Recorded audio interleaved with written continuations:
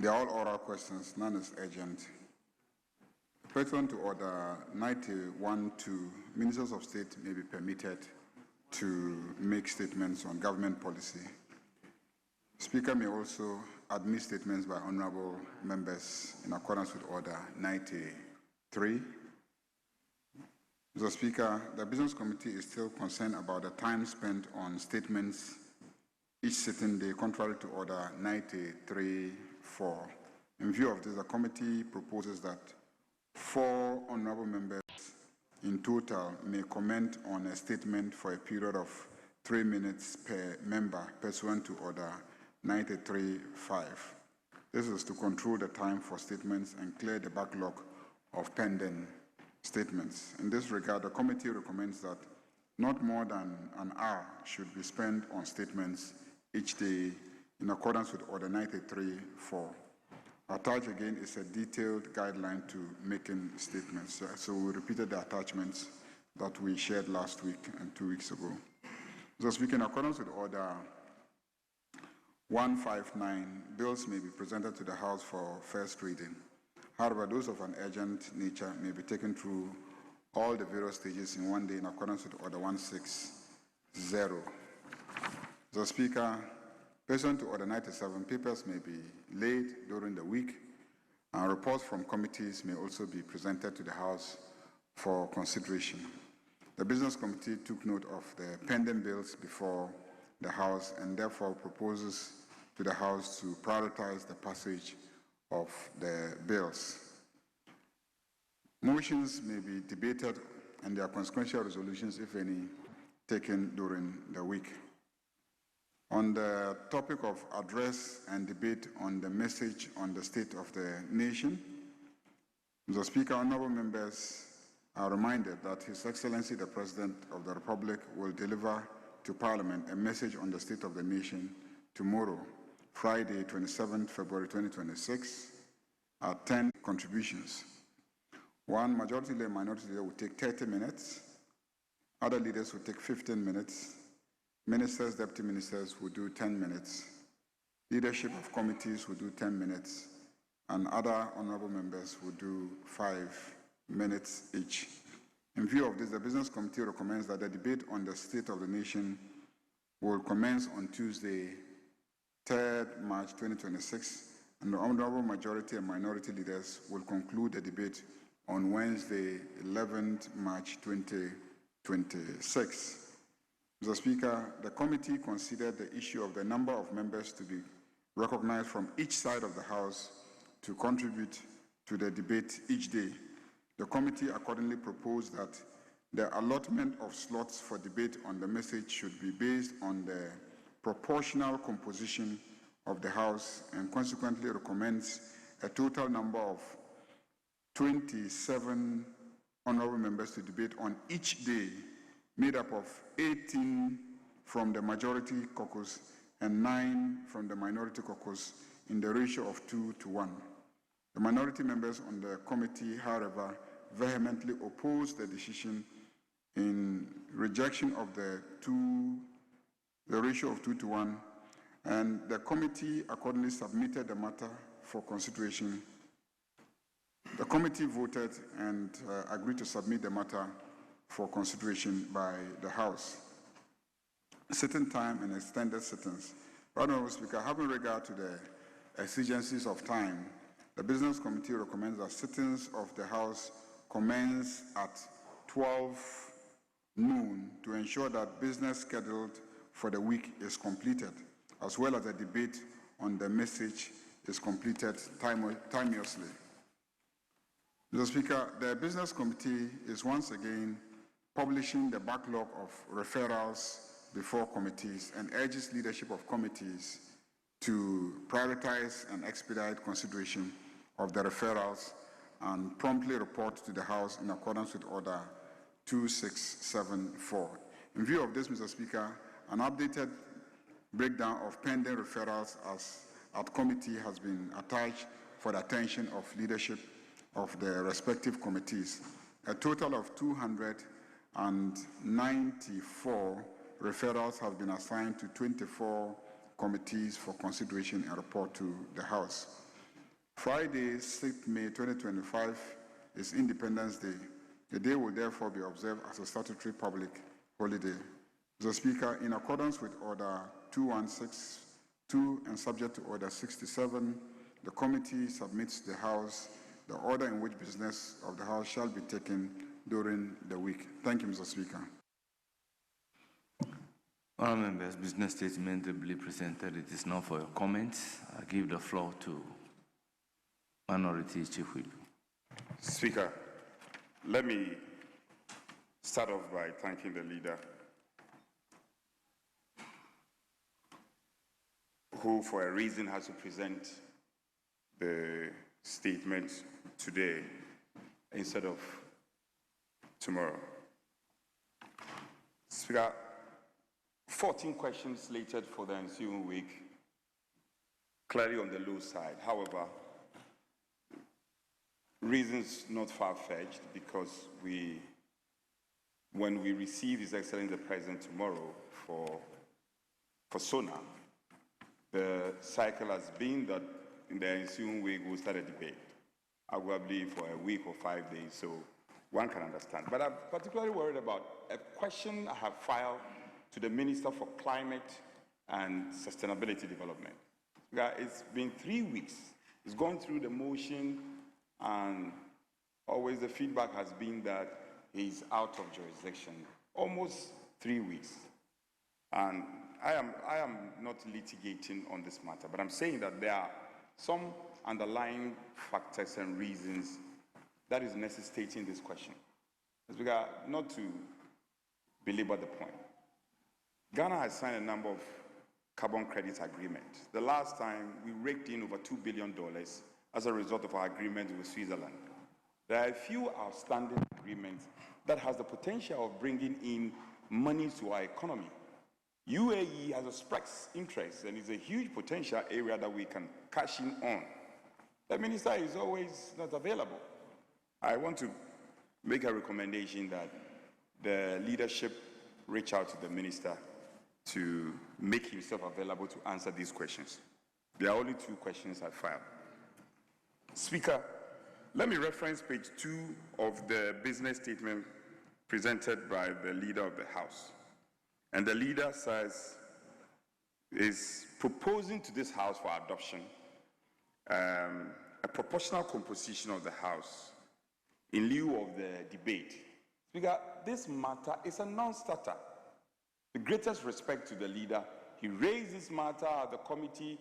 I told him in plain words that no, our orders are clear. The Speaker, the Right Honourable Speaker, had given a ruling on such matter. Same matter. And so if the Speaker gives a ruling on a matter and you are seeking to challenge, clearly that's what you are seeking to do, you should come by a motion, and he knows what to do.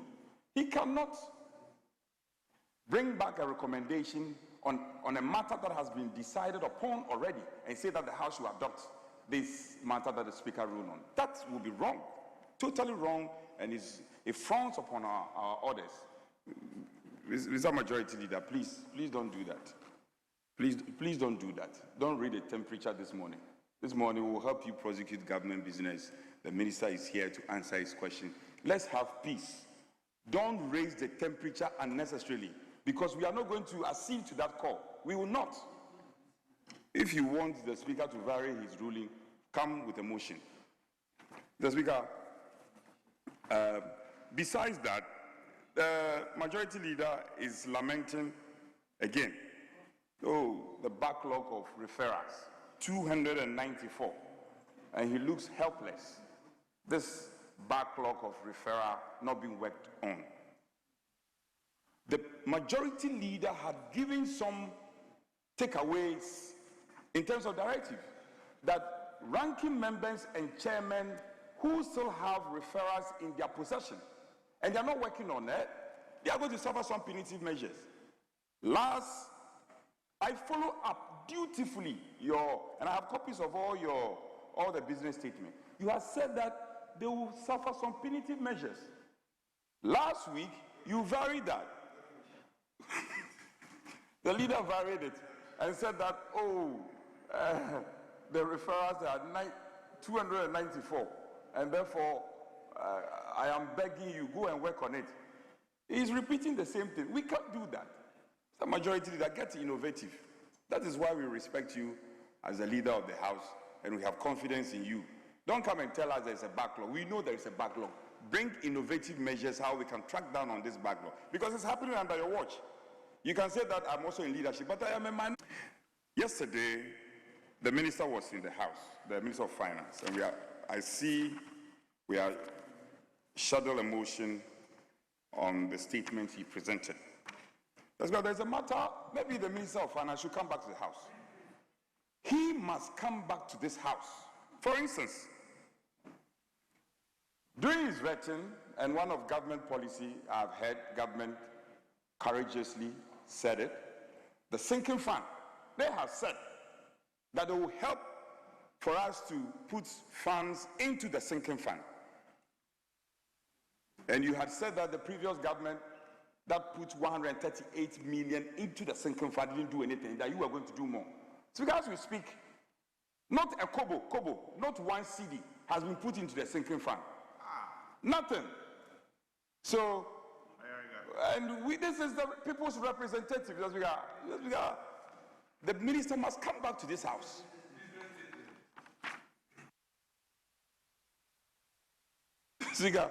So the minister must come back, and matters on the sinking fund, which is very important for obvious reasons, you know it, as far as I also do know, you must come and speak to this concern. Because it's a matter that concerns the Republic, it's important. Then his capital investment. Last year, government short of about 55% of capital investment. And so he must be finding his way to this House and to be speaking to such important matters. Speaker, having said this, I strongly want to register our protest for and on behalf of the minority. Yes. We will not. Speaker, I'm referencing page 2 of the business statement presented by the leader, our respected leader. Speaker, we will resist with every strength in us. The Speaker has made a ruling on this matter that you want to speak based on proportion on the SONA. So if one person speaks here, then three persons will speak there. Again, what is that? Minority whip. Speaker, I'm concluding. Please. Speaker, I beg you. Don't sound too repetitive. Yes, I will You not. have made this point. Yes, Speaker, with respect. So I am saying this, I'm just concluding. Repetition is to emphasize. We on this side, Speaker, we on your left-hand side, we will resist we will resist the oppressor's rule. And we will not. Because the leader is very good when it comes to procedure. We won't take that away from him. What do you want to say? Because the leader is very good when it comes to procedure. We respect him for that. That you won't take away from him. But he should know that if he seeks to challenge the ruling, a previous ruling by the Speaker, he knows what to do. Should come by a proper motion. And if you want to come into the room, come through the door, the opening. You want to enter the chamber, come through the door, don't come through the window. We will not allow, we, the minority caucus, will resist any proportional representation and speaking in this House. Yeah. Having said this, I encourage members to support the adoption of the report, but the part that says, that's page A. You'll be there saying A. Speaker, the part that says, Speaker, with your leave, the committee accordingly proposed that the allotment of slots for debate on the message should be based on the proportional composition of the House, and subsequently recommends a total number of 27 honorable members to debate on each day, made up of 18 from the majority caucus and 9. It's not going to happen. So, having said that, I encourage members to support the adoption of the report and take out that part must be expunged. We expunge that part from the report, and then we can adopt same to report. I thank you, Speaker. Yes, Thank you, Mr. Speaker. Let me thank the leader for the statement and to say how excited I am, how I'm looking forward to the State of the Nation to be delivered by the President. What a difference a year makes. We are excited about the State of the Nation that will be delivered tomorrow, that we are sure will talk about the stability of the city, the economy that is pointing to a direction that clearly shows that we are on the right path. We are excited to listen to the President talk about a state of a nation that has taken its leadership role in the African continent once again. And so we can't wait for that. We can't wait for the message of hope, the state of the nation, and where we are going. And I urge my colleagues to be here all wearing white to welcome the good news. Madam Speaker, I listened to my respected minority chief whip talk about raising temperature because the majority leader rightly, and I know the minority chief whip, he has been preaching on the principle of fairness. Fairness.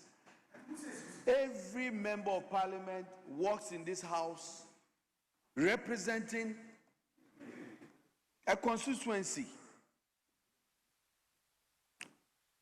Every member of parliament. We are a total of 275 members of parliament. Those they represent, expect them to participate in every debate in this house. So my chief whip is making an argument. And because I believe he believes in fairness, is he telling us that when 88 people on his side against 196, 189, and future. I'm talking about future numbers. He's talking in the future. 88 against 187. If you subtract that number, what happens to the other members of parliament? Is he saying that they shouldn't speak? I think that because you believe in the principle of fairness, it is only fair that, in fact, I think the leader should have said that it should be 4-1. Huh? So the leader simply said that we are going to proportionally speak, and you are opposing it. You are 88, we are 187. It is only fair that every member of parliament is given the opportunity to contribute to the state of the nation. So, leader, I think you should stand firm on this point. We support you. I thank you. Yes, Honorable Patrick Boama. Thank you very much, Mr. Speaker. Mr. Speaker, last year, this same issue arose, and it was resolved by the Right Honorable Speaker. Members who were nominated by their caucus or caucuses were given the opportunity to make comments on the President's State of the Nation address. It's very important and a very important constitutional duty that the President will be performing tomorrow. Mr. Speaker, you are very experienced. You've been a member of the ACP Parliament. Can you give us one example of a parliament where ratio is used in determining how members contribute to debate or make comments to debates? This is very alien because, Mr. Speaker, if we start adopting this... Are you asking me a question for an answer? A rhetoric question, Mr. Speaker. I know you can't answer the question. Mr. Speaker, there isn't any parliament in this world, any civilized parliament, for that matter, where ratios are used to determine the number of members to comment or make or contribute to debates on the floor. There isn't one. My brother from Akachi South, I haven't heard his voice. Because of his duties lately, he doesn't even contribute to debates and statements. We want the first speaker, who has always been very vocal on the floor, to be part of the debates. He must be given the opportunity. Kwame Agboja's Wednesdays for questions, he must stop and come and contribute to debates.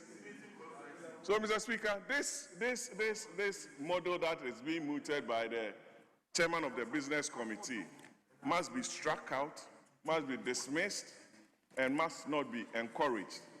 It's an alien to the rules of the House and also in any civilized parliament in this world. I thank you very much, Mr. Speaker. Yes, Honorable Kwame Agboja. Mr. Speaker. Mr. Speaker. Mr. Speaker, I realize our colleagues from the other side have been canvassing this Patapa position for a very long time.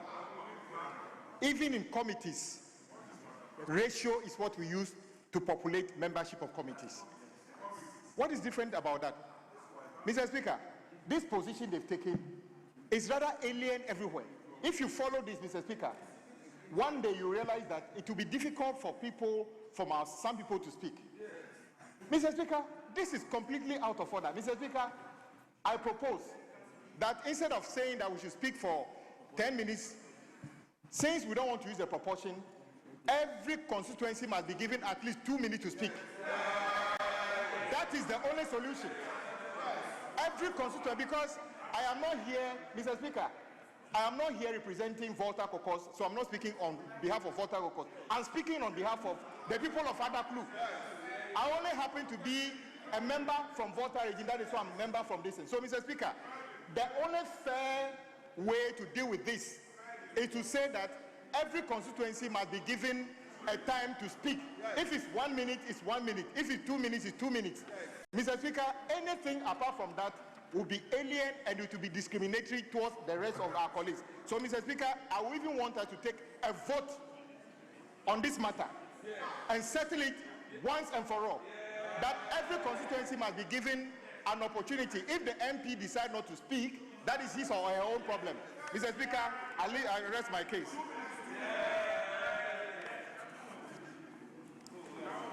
Yes, Honorable Abujinapo. Thank you, Mr. Speaker. Mr. Speaker, we are all looking forward to the State of the Nation address tomorrow. And, Mr. Speaker, the business statement correctly captures it at page 2. And indeed, Mr. Speaker, the Honorable Minister for Lands and Natural Resources has been attempting to give us a precursor of what is to be expected tomorrow. Mr. Speaker, expectations are varied, but I want to submit that if you conducted any research across the length and breadth of Ghana in general, and among the youth in particular, Mr. Speaker, two of the major issues I believe the country will be expecting to be addressed tomorrow will be the issues of unemployment and cost of living. Mr. Speaker, there is absolutely no doubt about that. Mr. Speaker, from Elembele to Damango, the young men and women of our country are asking for employment.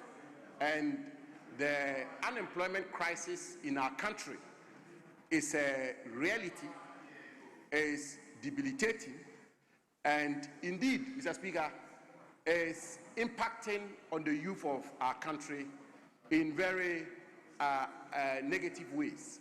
And therefore, the minister should be reminded that in spite of all the things he talked about, CD appreciating and all those are welcomed, Mr. Speaker. There's absolutely no two ways about that. Macroeconomic stability is something that is welcome. Of course, that is directly as a result of the post-COVID-19 recovery plan the Akufo-Addo government began implementing as far back as 2022, and that is also on record. Yesterday, the finance minister was here to change essentially just change the program introduced by Dr. Bawumia, which is the domestic gold purchase program. And indeed, Mr. Speaker, the minister who is my successor, in whom I'm quite pleased, would have seen from the handing over notes I gave him that that program was initiated when I had the privilege of occupying that office. In fact, the chief executive officer of the Ghana Gold Board is on record to have made references to some of the letters I signed to invoke Section 8 of Act 703 to give our country the preemptive rights to buy gold. And so, Mr. Speaker, that is a fact. But, Mr. Speaker, let me conclude on the call for ratio debating. Mr. Speaker, there is no parliament in the world where debates are conducted on a ratio basis. Mr. Speaker, if it was the case, in the course of the 7th Parliament, the MPP had 169 seats in this Parliament. And indeed, if the question was about the strength of the respective political parties, Mr. Speaker, in the course of the 7th Parliament, that ratio formula would have been applied. Stood up and indeed rose up to the occasion and presented quality contributions in the 2nd Parliament, which culminated in the election of President John Ajay Kufuor. So, Mr. Speaker, look, as I say, I empathize with the majority leader, but there's little we can do to help him.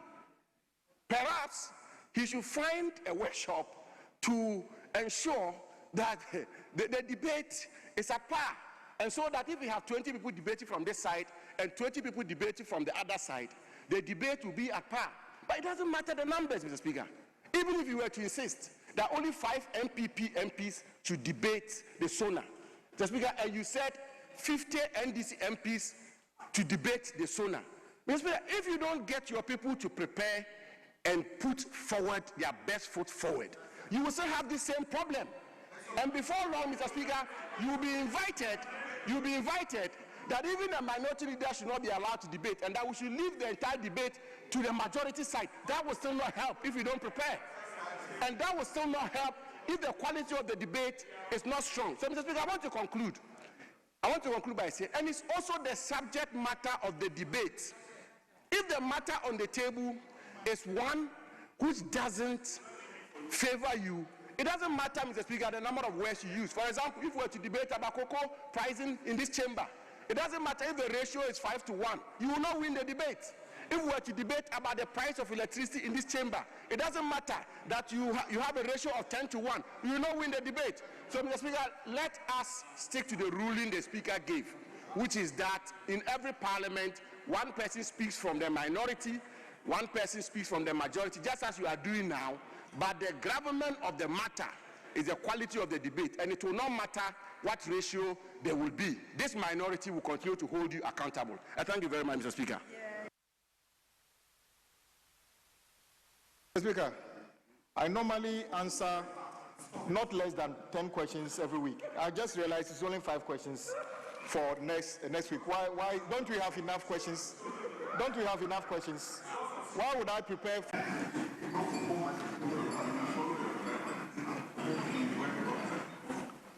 Speaker, I have a couple of issues for the Leader of the House to respond to, and I'm sure when this is well handled, it will help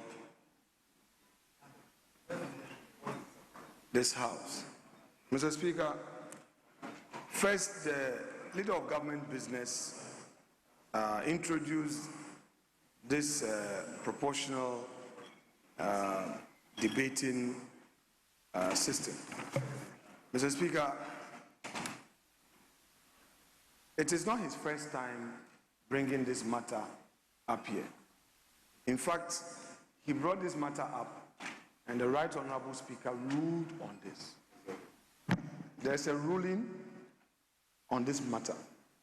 Therefore, I am saying that if he wants the decision to be reviewed, he knows what to do. 2, choosing a different approach is to lead you into temptation. That the speaker has made a ruling and he now wants to bring this matter up now that you're presiding. He wants to lead you into some difficult situation, Mr. Speaker. And I know you wouldn't want to be in any collision course with the Right Honorable Alban Sumana Kingsford Babin. So, Mr. Speaker, we are supposed to assist the chair. And that is the information I'm providing. So, as for that application, it should be dismissed in limine. Mr. Speaker, second, I want to bring this matter of recruitment into the security services. Mr. Speaker, for the majority leader to take it up, and if it's so, the House so desires, program the Minister of Interior. Mr. Speaker, it's a matter that concerns all of us. Please lend me your ears. Mr. Speaker, the current ongoing recruitment by the Ghana Immigration Services, Ghana Prison Service, Ghana National Fire Service, and the police. Mr. Speaker, the methodology has changed. What we have been told and have become aware is that, Mr. Speaker, the entire process is now centralized at the Ministry of Interior. A private software developer by name TribeNet has been tasked to create a data collection platform which is empowered to run process through the use of AI-generated aptitude examination with minimal visible involvement of institutional leadership of the affected services. So, Mr. Speaker, to explain, this AI-generated platform being operated by the TribeNet software developer does not involve the police, immigration, prisons, and fire. So, Mr. Speaker, what it is that a person who is supposed to do an aptitude test does not answer questions in the area where he's applying. There is a software which is a centralized platform. And Mr. Speaker, that is posing a difficulty, especially when none of the security chiefs and their management is involved. Mr. Speaker, let me give some numbers. People are approaching people for money. People are approaching people for money to be able to have access. This is just at the beginning. If we don't handle this well, Mr. Speaker, what it means is that the unemployed youth who are already desperate will end up spending so much money and will still not have access. It will compound their problems. Mr. Speaker, this is a matter that must be addressed. And it's not a partisan matter. It affects you and I in this chamber. You may be an MP in your own constituency, and if your constituent already spent over 2,000 Ghana cedis, 2,000 Ghana cedis, and they don't even know which stage they will get to.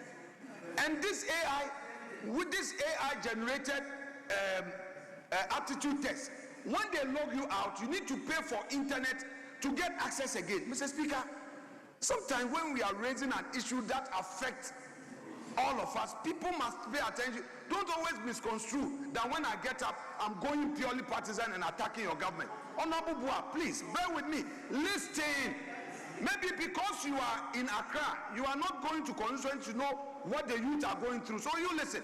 Mr. Speaker, I would want to suggest... Yes, minority leader.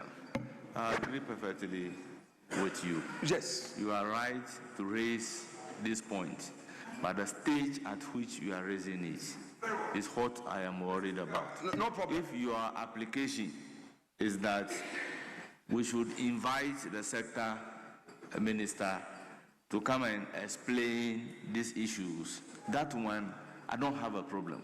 However, in the absence of the minister you are proposing to be invited, going into details with some specific allegations is what I'm worried about. We take guidance from you. There's a good reason why you sit in the east of the chamber as a presiding officer.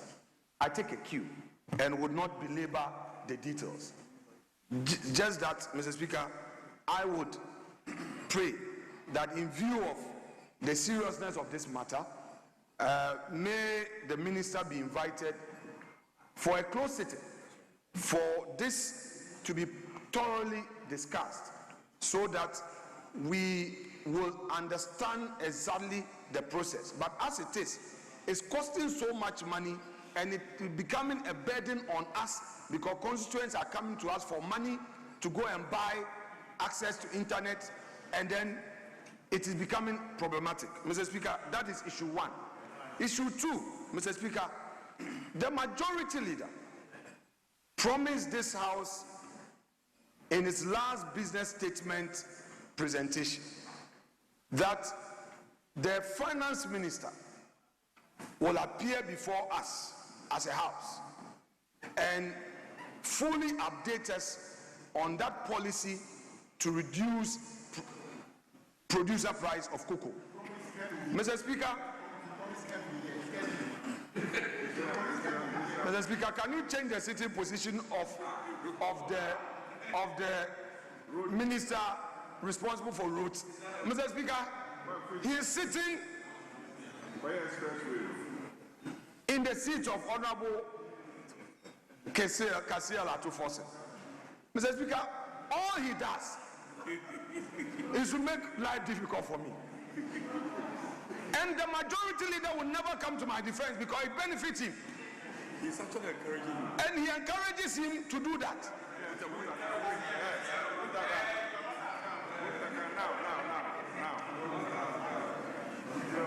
Mr. Speaker, the majority leader promised that the finance minister will come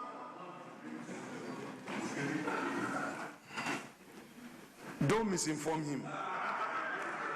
Mr. Speaker, the majority leader promised this House that he would ensure the Minister of Finance comes here to brief us on that decision to reduce producer price of cocoa. Mr. Speaker, he and I know that in opposition they promised 6,000 per bag. They came, the 3,100 they came to meet.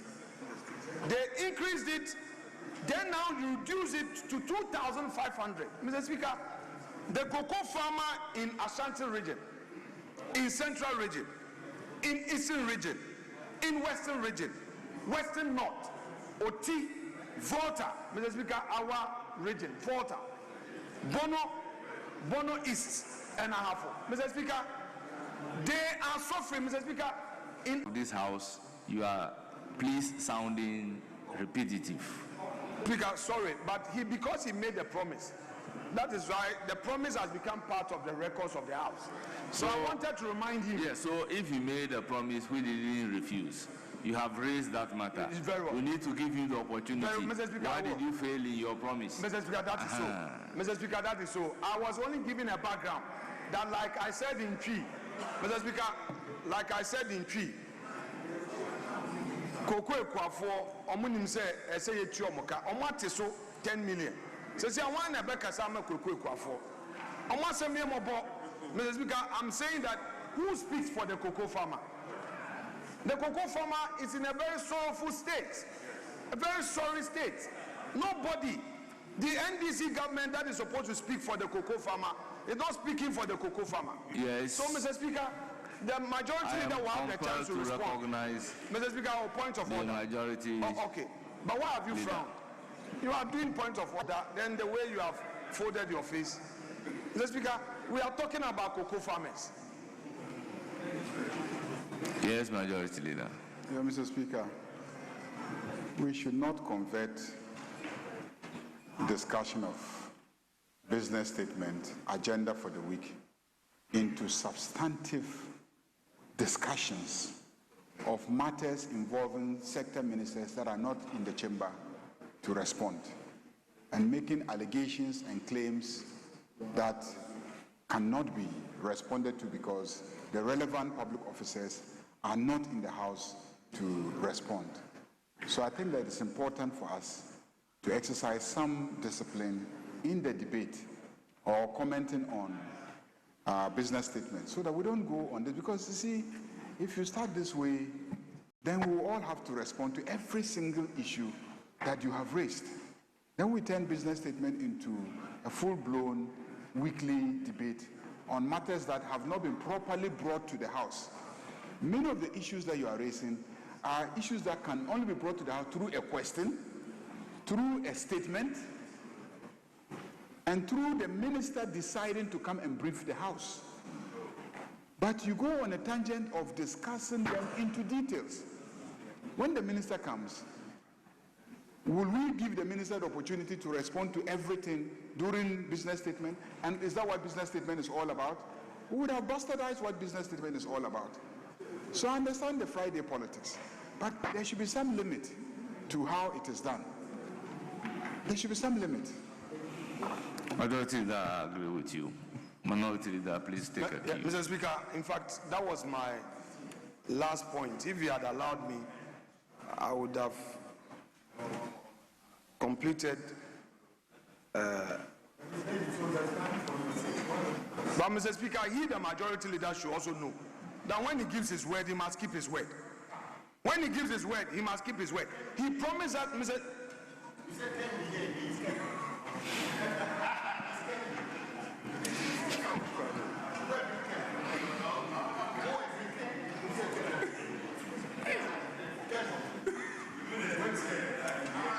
Please address the chair.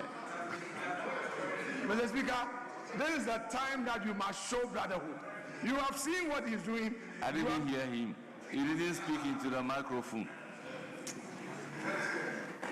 He's not captured by the handlers. Mr. Speaker, we have a pending motion. The motion on mass dismissal of Ghanaian youth. It's a review application. Mr. Speaker, the majority leader, when it gets to such stage, he wouldn't want to speak into the mic. He's been promising, Mr. Speaker, this is most unfair to the minority. In any serious parliament, the minority must be heard.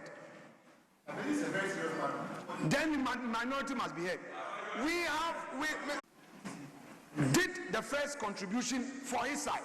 Mr. Speaker, this motion has stayed in our books on the other paper for over 8 months. It's not good enough. Last week, the majority leader promised me and promised the entire caucus that, oh, we'll take it next week. He did the same thing 2 weeks ago. Mr. Speaker, today is Thursday. Tomorrow is Friday. SONA will take place. I'm not sure we'll be able to take it. Can the majority leader confirm whether he would program this for Tuesday? Mr. Speaker, we have waited for far too long. These are employment rights that are constitutional. A right guaranteed by the Constitution. If Parliament cannot speak for these people, which institution can? Who can? Is it because the majority members are not affected by this mass unemployment situation? That those who were dismissed do not come from your constituencies, so you don't mind?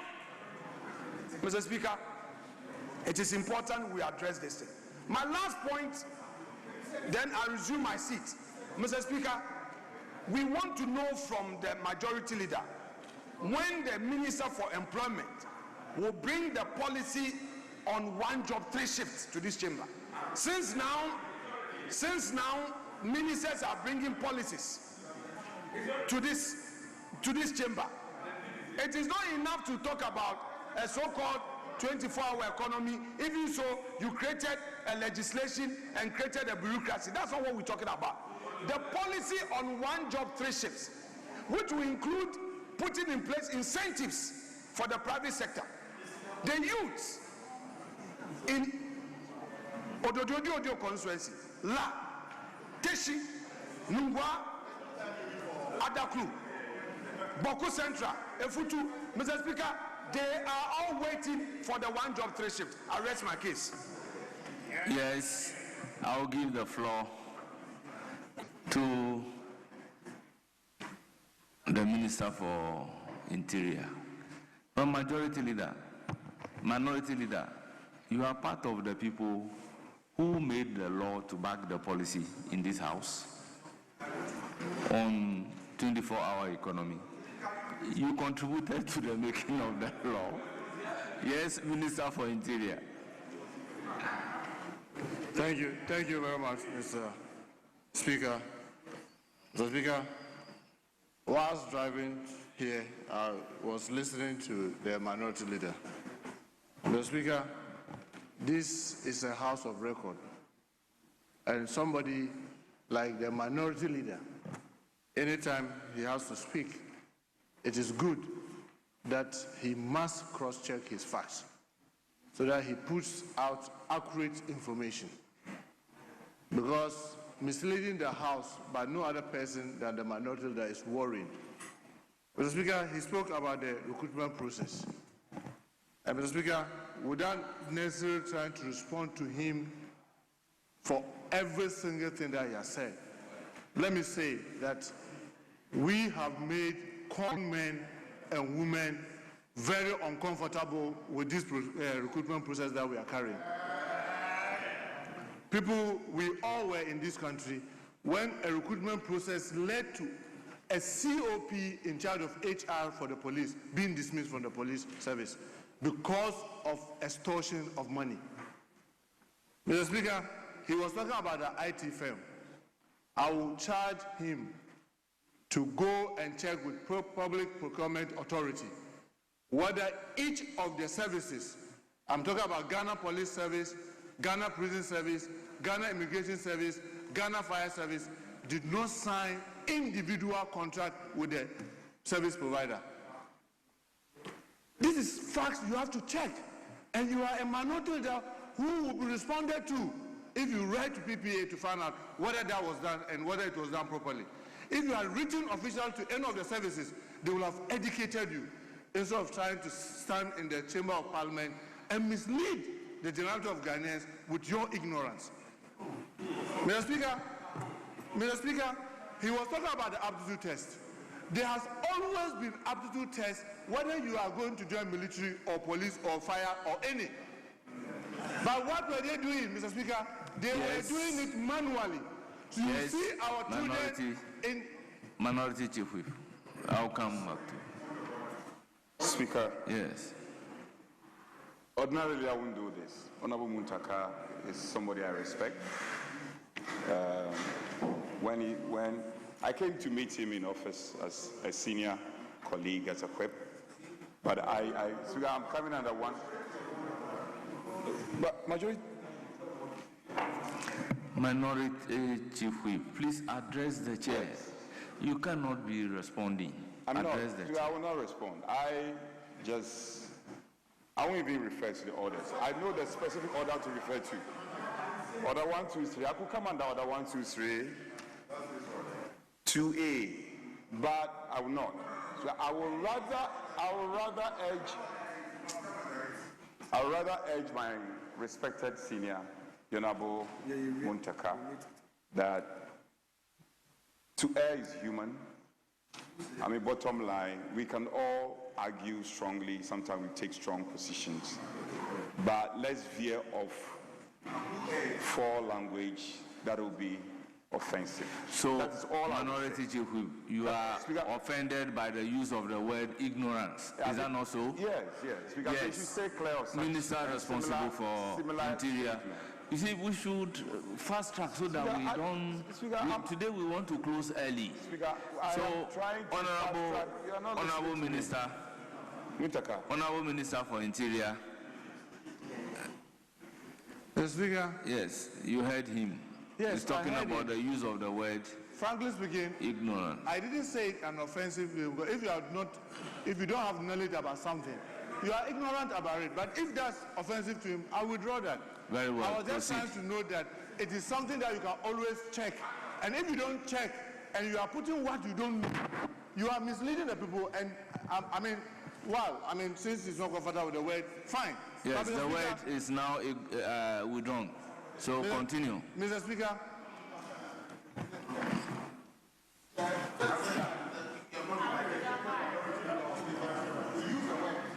If this parliament, in any civilized parliament, something like that, Mr. Speaker, this parliament is civilized. I want you to rule. Listen, Mr. Speaker,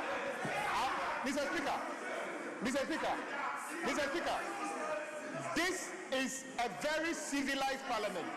By that same ruling, the words used by the minority leader that if this was a civilized parliament must be expunged from the record, Mr. Speaker. It must be, because I am in a very civilized parliament. I don't know the parliament you're talking about, so that word must also be expunged from the records. Yes, Honorable Minister for... Mr. Speaker, thank you very much. Mr. Speaker, I was talking about the aptitude test. There has always been aptitude test. In 1996, when I tried to join the army, I had to write an aptitude test.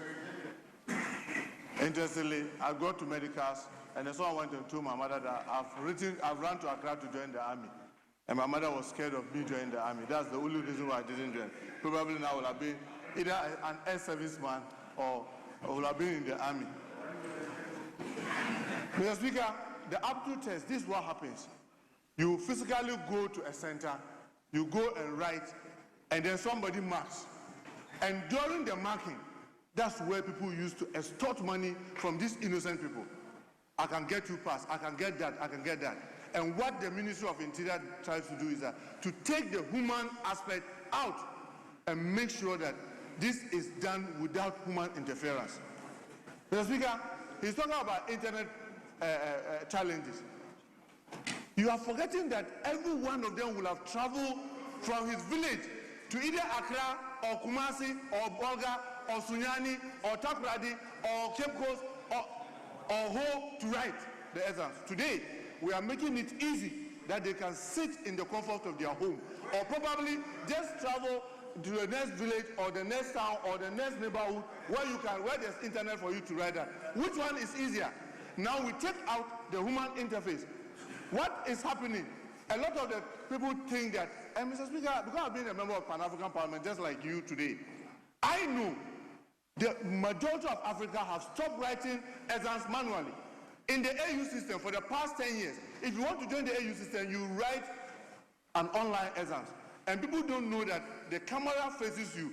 Anybody try to assist you, it will take you out because you are trying to cheat. If you try to double log so that somebody will be quoting the question and answering you, the system detects that. It takes you out. So that's why, even with that, we inserted that because we are doing it for the first time, let's give all those who attempted that and disconnected them an opportunity for mop-up. And that is why currently the mop-up is going on. To give them a second time, but 82% of the people went through it without any problem. The 80% who tried doing one fishy thing or the other, we are giving them an opportunity to correct their wrongs, to know that the system is sensitive. You cannot get someone, because first you have to upload your picture, so it knows your picture. The moment I give way for Honorable Mama Yaga to sit and try to continue, it disconnects, because that is not me. And that's how the system is corrected. Yes, if the young people of our country, you are saying that they are so ignorant they cannot use internet, please think again. They are smarter than you think. The young people of our country are smarter than you can even imagine. 82% of them have gone through there without any qualms. And it is a better system because it takes away all the human interference and takes away all the corrupt activities that used to go on. I can assure you, the leadership of His Excellency John Dramani Mahama will not sit whilst others go through the hell of drudgery of the process. Others sit home and then they just go that and the name of so-called protocol, they get damned when those who qualify go back home. We are taking everybody through the system. You come, you go through the body selection, them out, because they were not qualified to be there. So please, Mr. Speaker, without responding specifically to most of the allegations that he has made. I want to urge a minority leader, anytime you want to speak about things that your colleagues are in charge, please get in, talk to them, get the facts. If you doubt them, put it into writing so that they will respond in writing, so that then you can speak to it. Thank you very much, Mr. Speaker. Minority Leader, Mr. Speaker, I want to plead with you so that we focus on the business statement. You see, Mr. Speaker. Honorable Minority Leader, Mr. Speaker, you see, he's made some statements members, that are personal. members, please, let's get it right. Give me Minority a minute Leader, please, both of you should hear me. Very well. You see, we are considering business statement. We should focus on the business statement. When the business statement is adopted and it is time for statement, then we can get up under Order 93 and raise matter of urgent public importance. Honorable Nitiwood, you just walk in. This response coming from the Interior Minister was attracted by what the Minority Leader placed on record when we are considering business statement.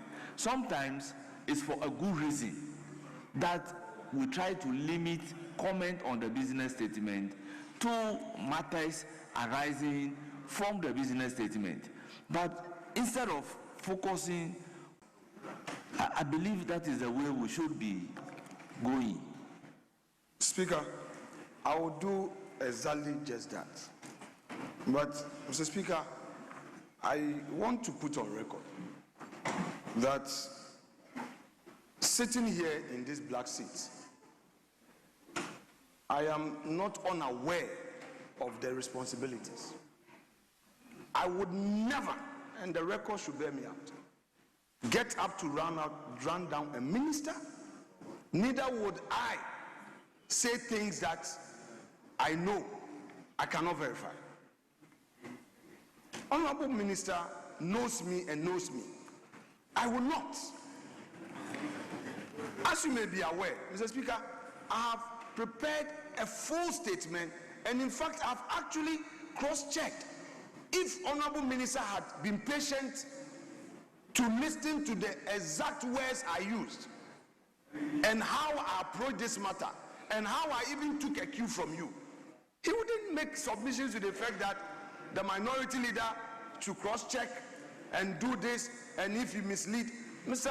Minister, with respect to you as a colleague, I would never take undue advantage of where I sit to run you down or your ministry. I won't do anything to undermine my own credibility. I want the nation to take me serious. And I want you to take me serious. The point I raised was well founded in peculiar facts that when we get the chance to share, you will know that I'm not misleading anybody. That said, I take a cue from Mr. Speaker. I would use the appropriate process to deal with this matter, and I will furnish you with all the records I have and the peculiar facts I'm raising for you to know that I am not being personal, neither am I dealing with unverifiable facts. You may recall that yesterday I beaconed you. I said I wanted to have a discussion with you because I wanted you to even have my statement to read before I do it on the floor of the House. Today I only dealt with key issues about the cost to our constituents. I was not running you down, with respect. So I think you misconstrued the government of the submission I made prior to your entry into the chamber, leading you to think that I am misleading or that I didn't check my fact. All those contracts, I have copies. You have been a Minority Leader, a chief whip. You know that when we are in opposition, we get information even far ahead than those of you in government. So at least give me that minimum respect, that you be here. You know, when I was on their side, there were things that you knew in government that I did not even know. You know. So please, colleague, we are not obstructive. We want to help our nation. So please bear with me. Mr. Speaker, I rest my case. Yes, my majority leader, please, I will call upon you to respond to the issues raised pertaining to the business statement, and then we move on.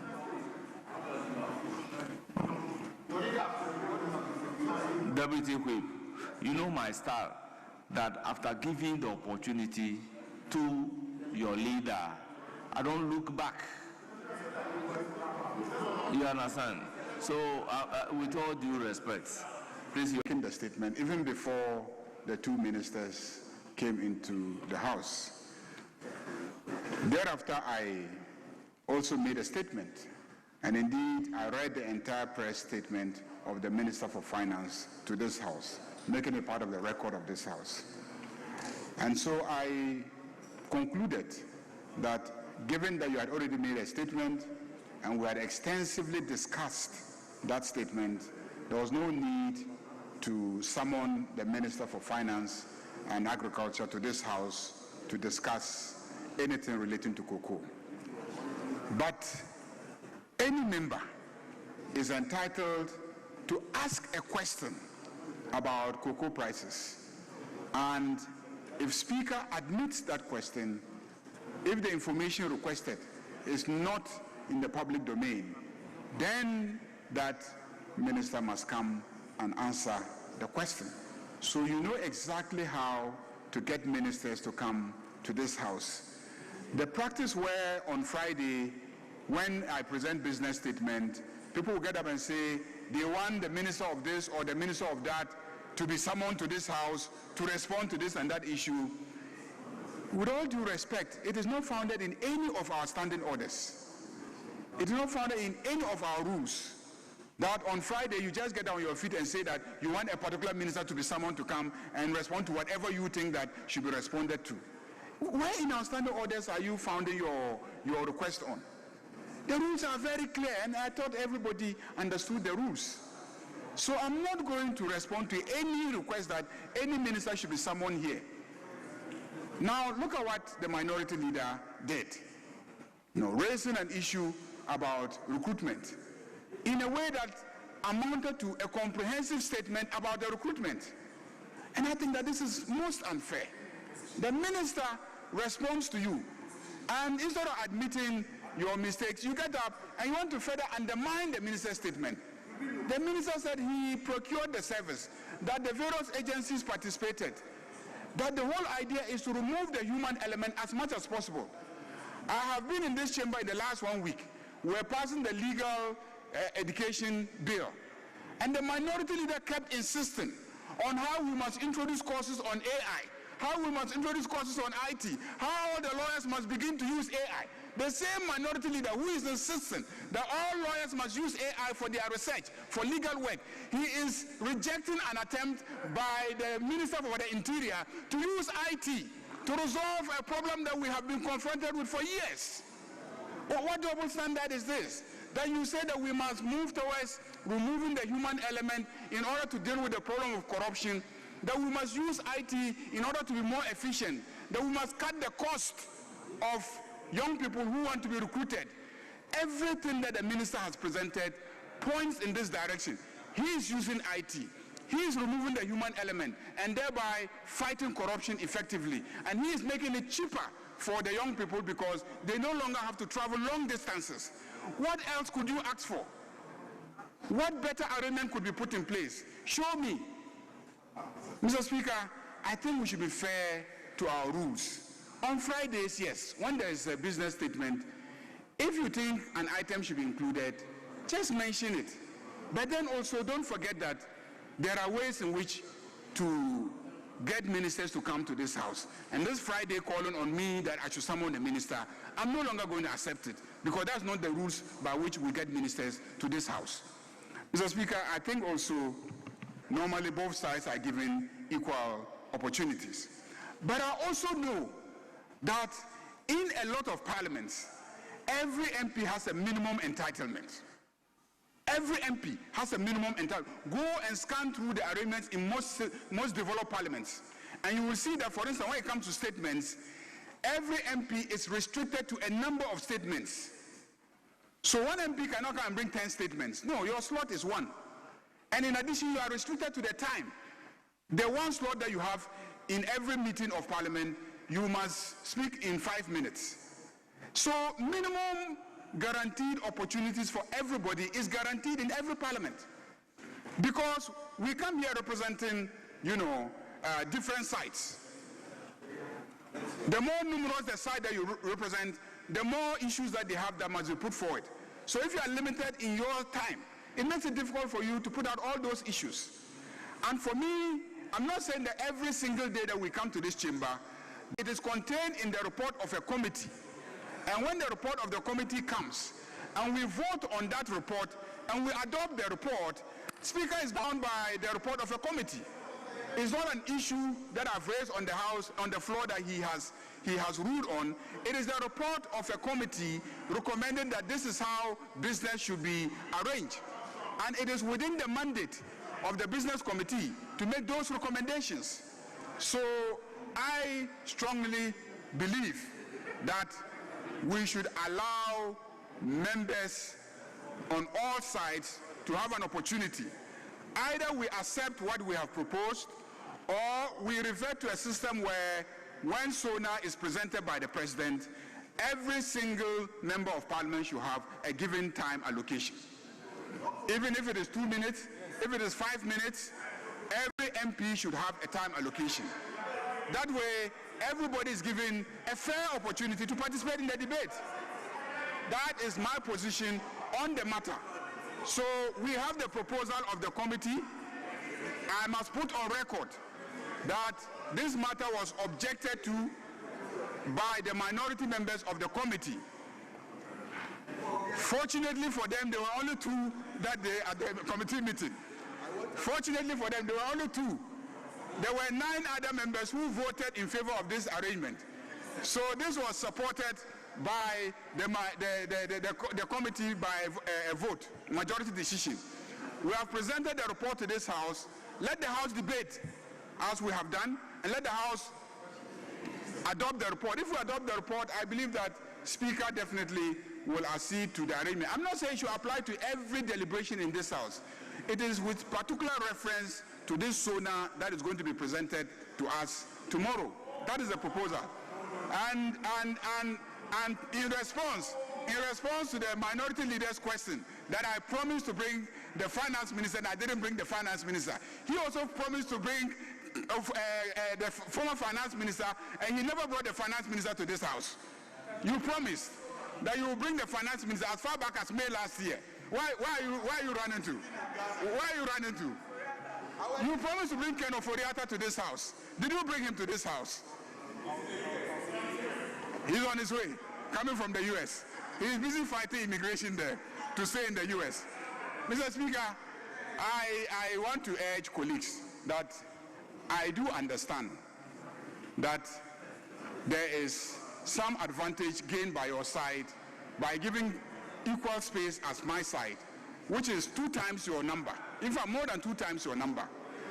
And the reason why I continue to make this argument on my side is that I agree with you that it is not the number of minutes that you have, but the substance of what you say. I agree with that principle. It is a sound argument. But in politics, how much airtime you get is very, very important in your political projection. How much airtime you get. So if my side we are 187, and then we are given the same amount of time that you who are 88, you are given, then it means that you get the same time to project 88, whilst I am compelled to use the same time to project 187. It's clearly unfair. It's clearly unfair, Mr. Speaker, and we are not going to accept it. So this matter, we are going to vote on it, and when we vote on it, it's going to be binding on this House, that this particular SONA, we contribute on the basis of the number. Mr. Speaker, that is the position that my side has taken on this one. This is what the committee has recommended for consideration. As for the number of questions that we are scheduling for next week, we agreed to reduce the number of questions because next week we want to have the SONA debate, we want to have the bills being considered, and we want to also have some of the statements that have been pending and advertised for weeks now also taken, and we still also want to create room for the various committees that have referrals to present their reports. So in view of that, we calculated and came to a conclusion that the only way we could do it was by reducing the number of questions so that we can reduce the number of hours that we spend on question time and stick to the 1 hour rule of our own standing orders. So, Minister for Roads, that is why we cut down on the number of questions for next week. I believe all the issues have been responded to, and I urge members to adopt the report of the committee. Honourable members, save that leadership of the House should engage on the ratio business statement as presented is hereby adopted. Honourable members, let me use the opportunity to admonish that today we are talking about every democracy. In every democracy, when the two leaders are given the opportunity to speak, we don't look back.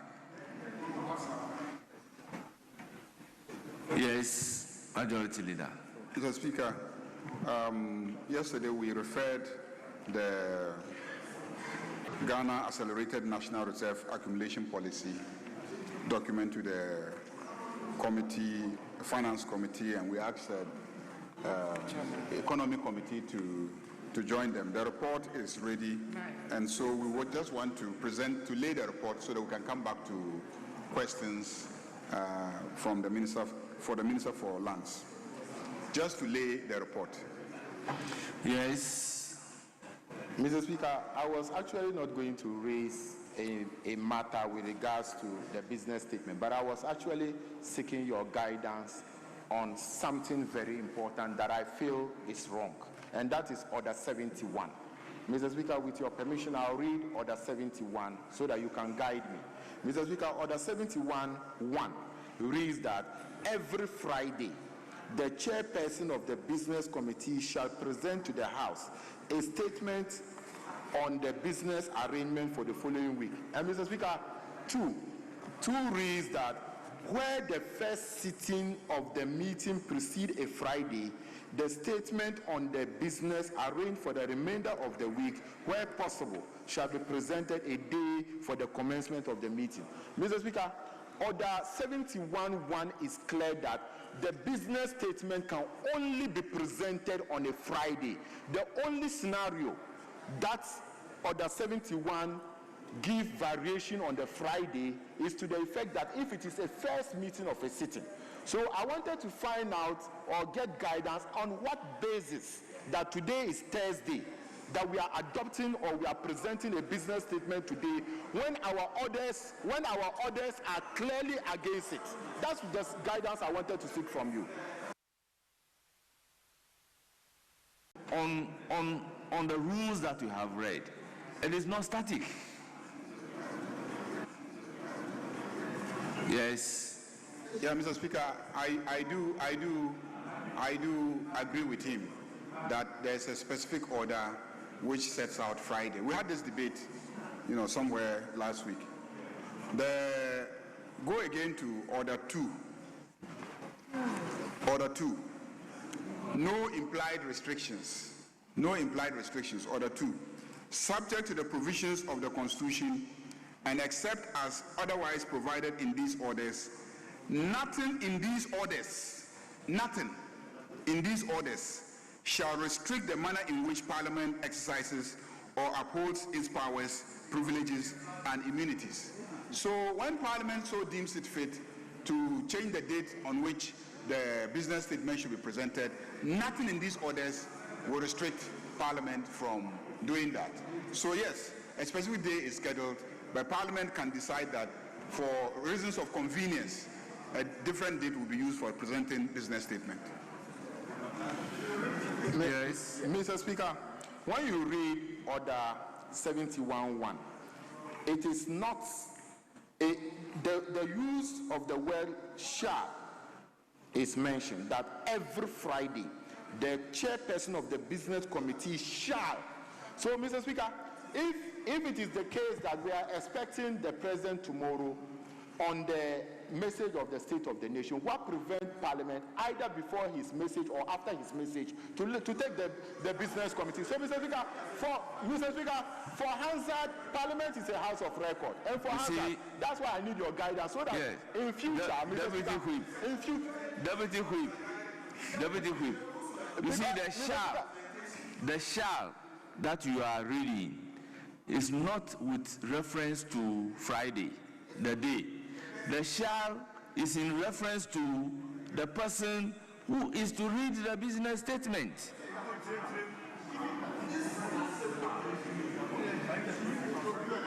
Mr. Speaker, I'm guided. I think Hansard. Yes, the application is to vary the order of business for us to take item number 9. Speaker, there should be no objection to the taking of that business. However, just to bring to the notification of the majority leader,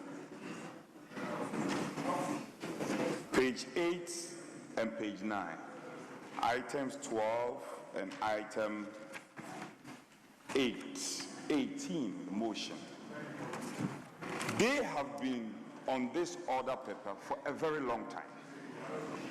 Leader, I know you are particular about how we should do our work in this chamber. Leader, my concern is that if we are not ready, if we are not ready to take this business, it shouldn't appear on the order paper. We should be clinical as a house. You are always, for the past 3 weeks, you have this motion always advertised on the order paper. We don't take them. And now, you just advertise this business and you want to take it. So, it's a reasonable concern. Why did you advertise these ones earlier? For the past 1 month, you've been advertising them. And this one just came and you are taking this one. And this one is also advertised. The two of them, the pension scheme matter and then the Auditor General matter. And we constituted a body, a committee to work on it. Why can't we take this motion? I don't understand. I don't. All members, in the absence of any objection to the application, at commencement of public business, item numbered 9. Chairman of the committee.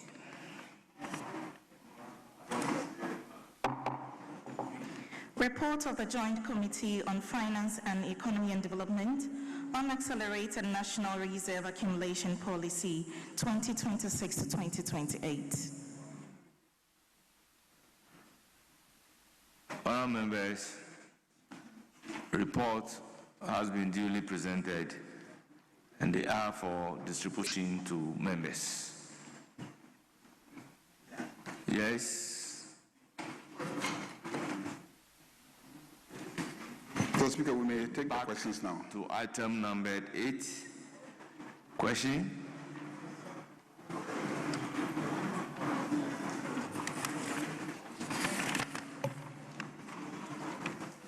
Now, members, the minister is seated. We then pose question number 547, standing in the name of Honorable Akwesi Kwaneru, Member of Parliament for Menchia North. You have the floor. Thank you very much, Mr. Speaker. Mr. Speaker, I rise to ask the initiative of PRINCE under the supervision of the Ministry of Lands and Natural Resources in collaboration with the Minerals Commission, the Forestry Commission, the Water Resource Commission, and the Environmental Protection Agency. Mr. Speaker, Article 2576 of the 1992 Constitution and Section 1 of the Minerals and Mining Act 2006 at 703 vests every mineral in its natural state in and under or upon any land in Ghana, rivers, streams, water courses throughout Ghana, the exclusive economic zone, and continental shelf in the President on behalf and in trust for the people of Ghana. The Ministry of Lands and Natural Resources has the mandate to sustainably manage and utilize Ghana's lands, forests, and minerals for national development as provided for in the Minerals and Mining Policy of Ghana. The Speaker, pursuant to Section 101 of Act 703, the Minister has the mandate to generally supervise the proper and effective implementation of the provisions of the Act and its regulations. Mr. Speaker, in the exercise of this mandate and to stop the further destruction of water bodies by illegal miners, the Ministry, in collaboration with the Minerals Commission, launched the Blue Water Guide Initiative, which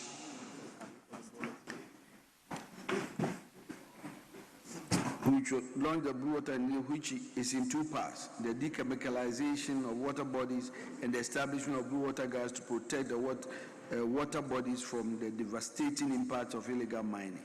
The Blue Water Guards operate in collaboration with other state actors such as the Minerals Commission, the Water Resource Commission, the Ghana Navy, the Environmental Protection Agency, and the National Anti-Illegal Mining Secretariat, NIMOS.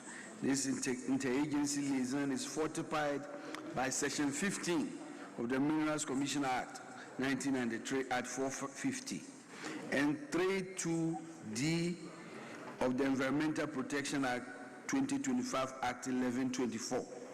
Mr. Speaker, while the policy oversight rests with the Ministry of Lands and Natural Resources, operational coordination at the local level involves the Minerals Commission working directly with the district assemblies as well as the police commands to ensure their structured reporting system promotes accountability while community sensitization efforts have improved local awareness and cooperation in the fight against illegal mining and the pollution of our water bodies. I thank you. Honourable Member, any supplementary question? Yes, Mr. Speaker, thank you very much. Mr. Speaker, part of the question had to do with the effectiveness of the Blue Water Guides in relation to our polluted water bodies. And in particular reference, I asked this follow-up question.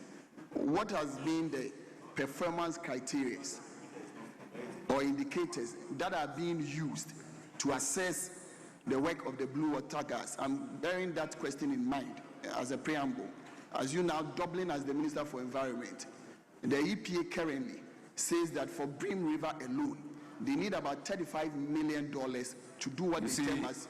Honourable Member, when you engage in that tangent, the actual question that you have asked is lost.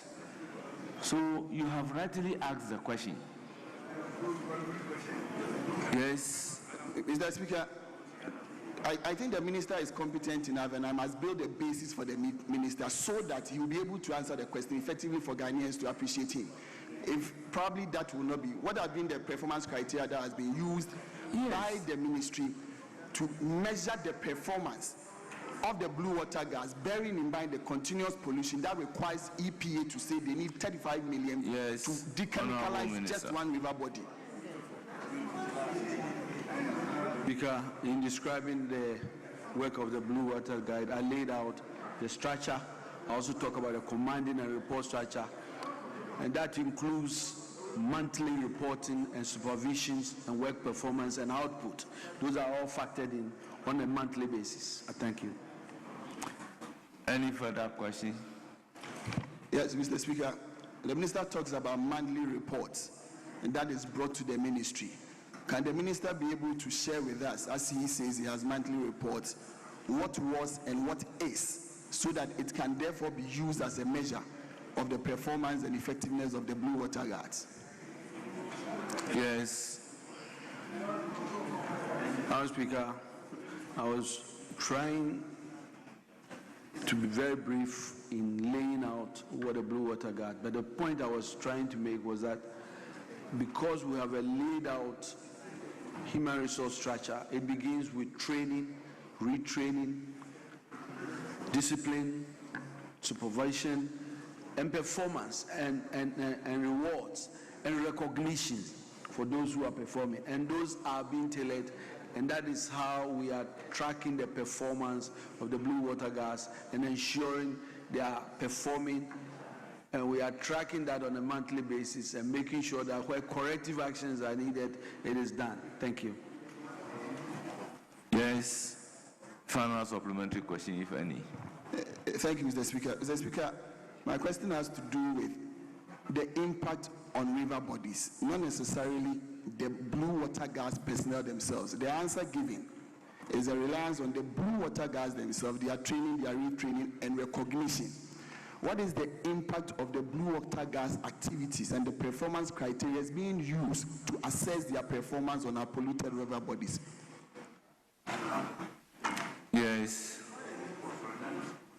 Mr. Speaker, since the formation of the Blue Water Guard Initiative, especially the guards in the various water communities, one, have created the awareness to these communities about the need to make sure that we protect the water body. That's very important.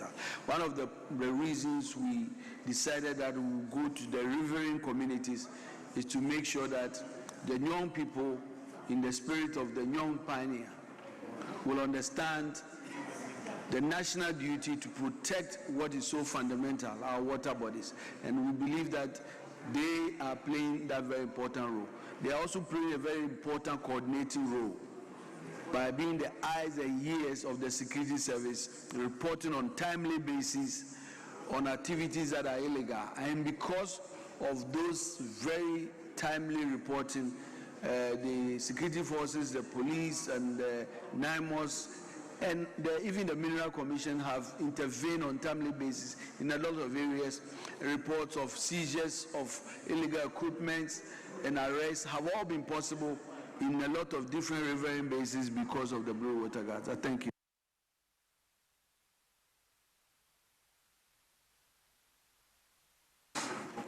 We then move to question numbered 353, standing in about 56. We have Ghana National Tailors and Dressmaking Association, led by Kojo Esuman, NCC patron. They are from Gomua West, they numbered 63. We also have Odoko McLean Basic School, led by Grace Anderson, Assistant Headmistress. They are from Ablekuma North. They numbered 90. We also have Liz Faith Hills School, led by Emisa Emmanuel, Headmaster. They are from Domi Abra. They numbered 61.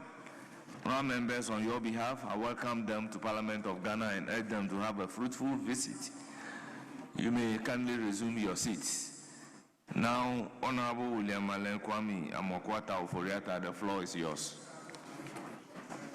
Mr. Speaker, I stand on Order 88.3.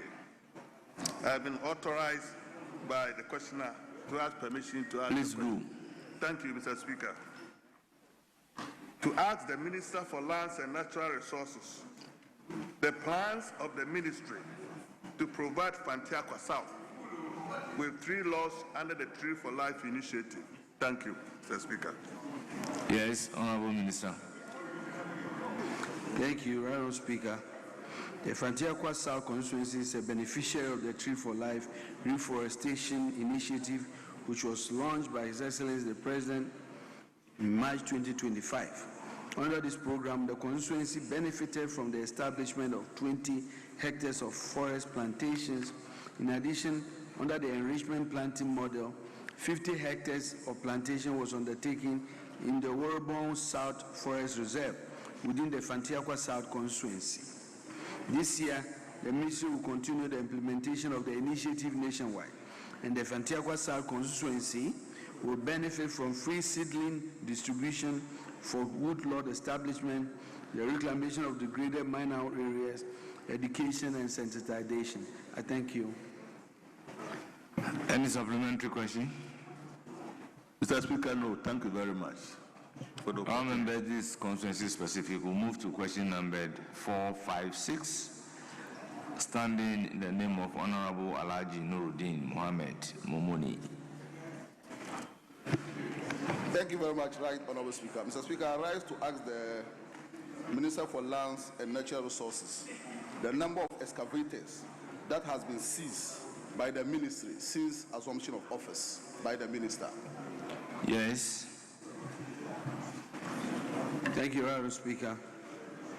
Since the assumption of office, a total of 500 excavators has been seized in various illegal mining sites across the country. In addition, a total of 490 have been impounded at the Tema port, awaiting clearance. I thank you. Yes. Mr. Speaker, thank you very much. My follow-up question has to do with in 2nd July 2025, the administrator for Mineral Development Fund mentioned that 33 excavators were missing. And on the 3rd July 2025, again, the late Environment Minister, my late senior brother, Honorable Muntala, mentioned that 40 excavators were missing. I want to find out from the minister, has this excavator been found? Honorable member, if your question were to be on a missing excavator, I would have allowed it. But your question is, how many excavators have been seized? And you have exactly been given the number. Honorable members, I have the course. Mr. Speaker, can you listen to me? To discuss the manner in which some questions are being posed with your whips at the lobby. The whips can attest to the fact that I share this view with them, that if your question is about the number of excavators seized and you are giving the number, why will you be talking about missing excavators? So let's just play by the rules. Okay, Mr. Speaker, some of these arguments that you always have on conclave, we don't have the opportunity to hear that. But looking at the follow-up question, it's related to the same excavator issue, and the minister is ready to answer, Mr. Speaker. Honorable member, will you take a cue? Your question is simple. To ask the Minister for Lands and Natural Resources the number of excavators that have been seized by the ministry since assumption of office of the minister. Now the minister has come to give you the number. If your question were to be on the missing excavator, then the minister would have done his research work and bring you the information. So question time is not to take anybody by surprise. So you don't ask a question on the number of seized excavator and then turn around to be asking a supplementary question on missing excavator. They are two different things, and it offends Standing Order 89. You are introducing a different matter. You are talking about seized excavators. You are again talking about missing excavators. So let's play by the rules.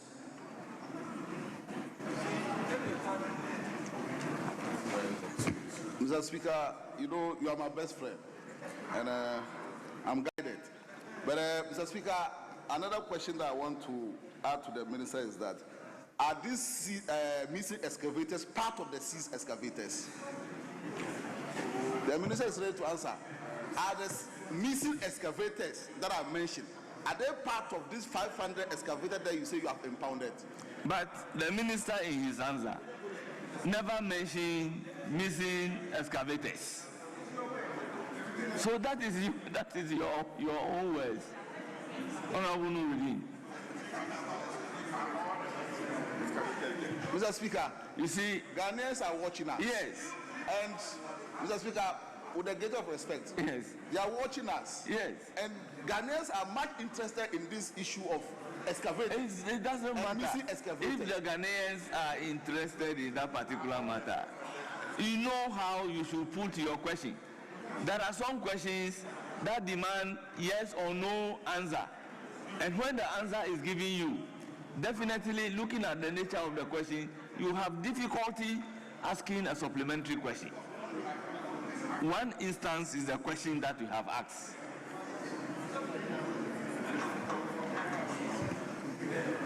My very good friend, Mr. Speaker, I want to find out from the minister, are these 500 excavators seized? Are they all in the same location or they are in different locations across the mining areas? Yes, the seized. And how many in each location? If they are in different locations? Are they in one location or in different locations?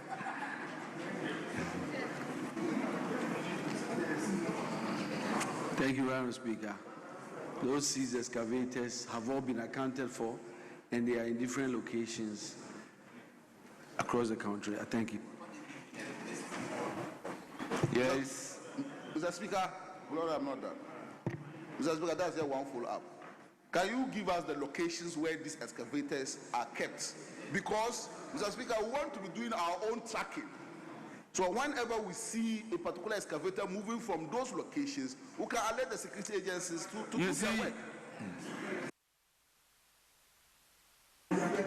You see, Honorable Nuruddin, sometimes I have a difficulty. We owe a fidelity to the rules. You ask of a number of seized excavators. You are giving the number. These excavators are seized. The whole world is watching us. Now, you now want the minister to disclose to you the location of those seized excavators. Why? Mr. Speaker, I don't see anything wrong with the minister disclosing to this honorable house where the excavators are located. The whole world will see something wrong with it. So your question is overruled. Because seizing excavators is not illegal. That we will say that we are doing something illegal. So if you seize my item and you are now in a public forum saying that my item that you have seized, this is where it is kept, are you considering the security implication of it? No, Mr. Speaker, there's absolutely nothing wrong with it. Please, there's please, absolutely please. nothing wrong with that. Please, let's do the right thing. Let's do the right thing. All right, let's do the Mr. right thing. Speaker, I can't continue to be arguing with you on this issue. I'm guided. Thank you very much for the You're welcome. Yes. Thank you, Speaker, for the opportunity. Honorable Minister, last year there were reports that 33 excavators were missing. Can you confirm to this House whether the excavators are truly missing and if they have still not been found? Question humbly overruled. Yes. Why?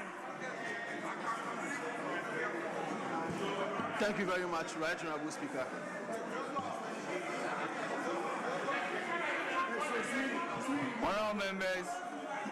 Honorable members, let there be order.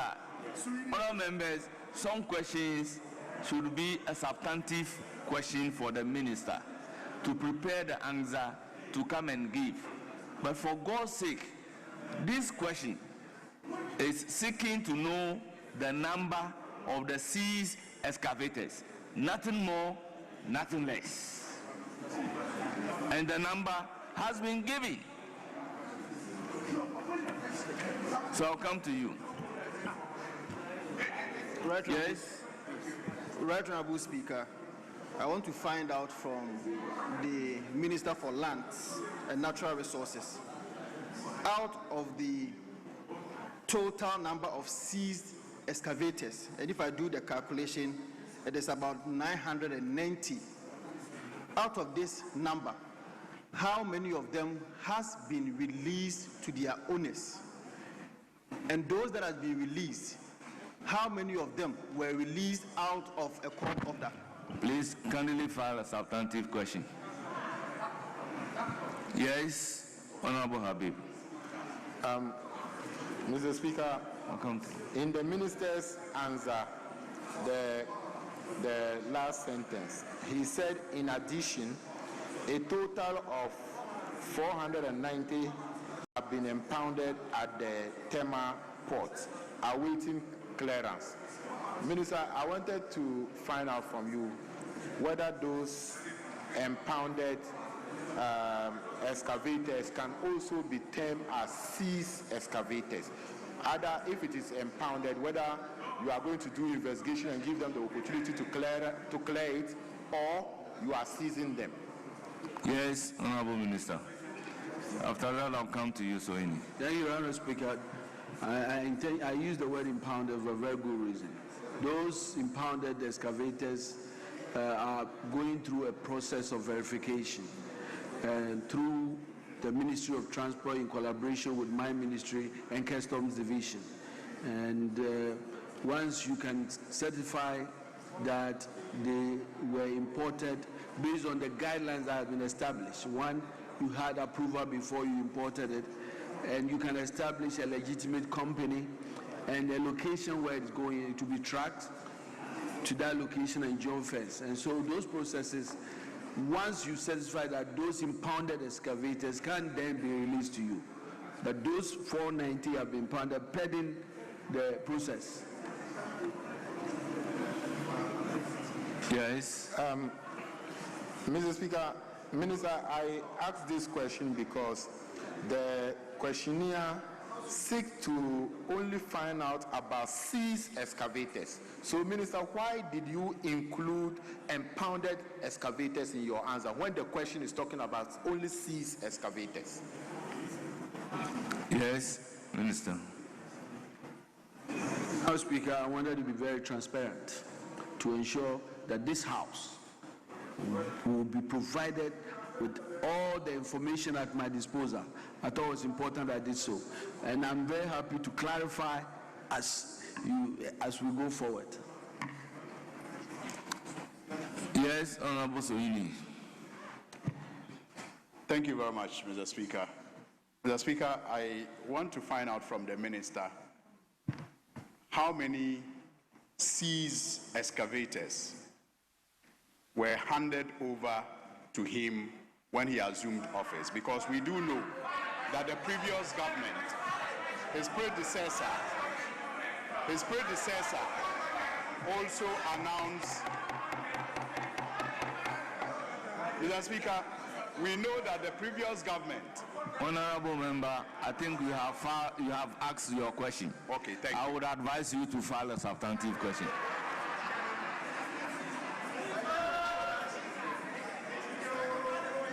Yes, honorable members, let's move to question number 461, standing in the name of Ebenezer Prince Ahi, Member of Parliament for Mfansiman.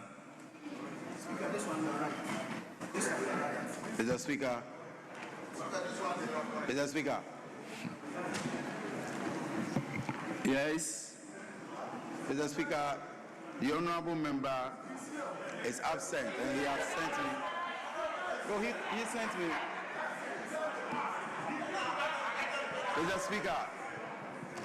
Mr. Speaker, about 30 minutes ago, he sent me a message. Please, why are you up?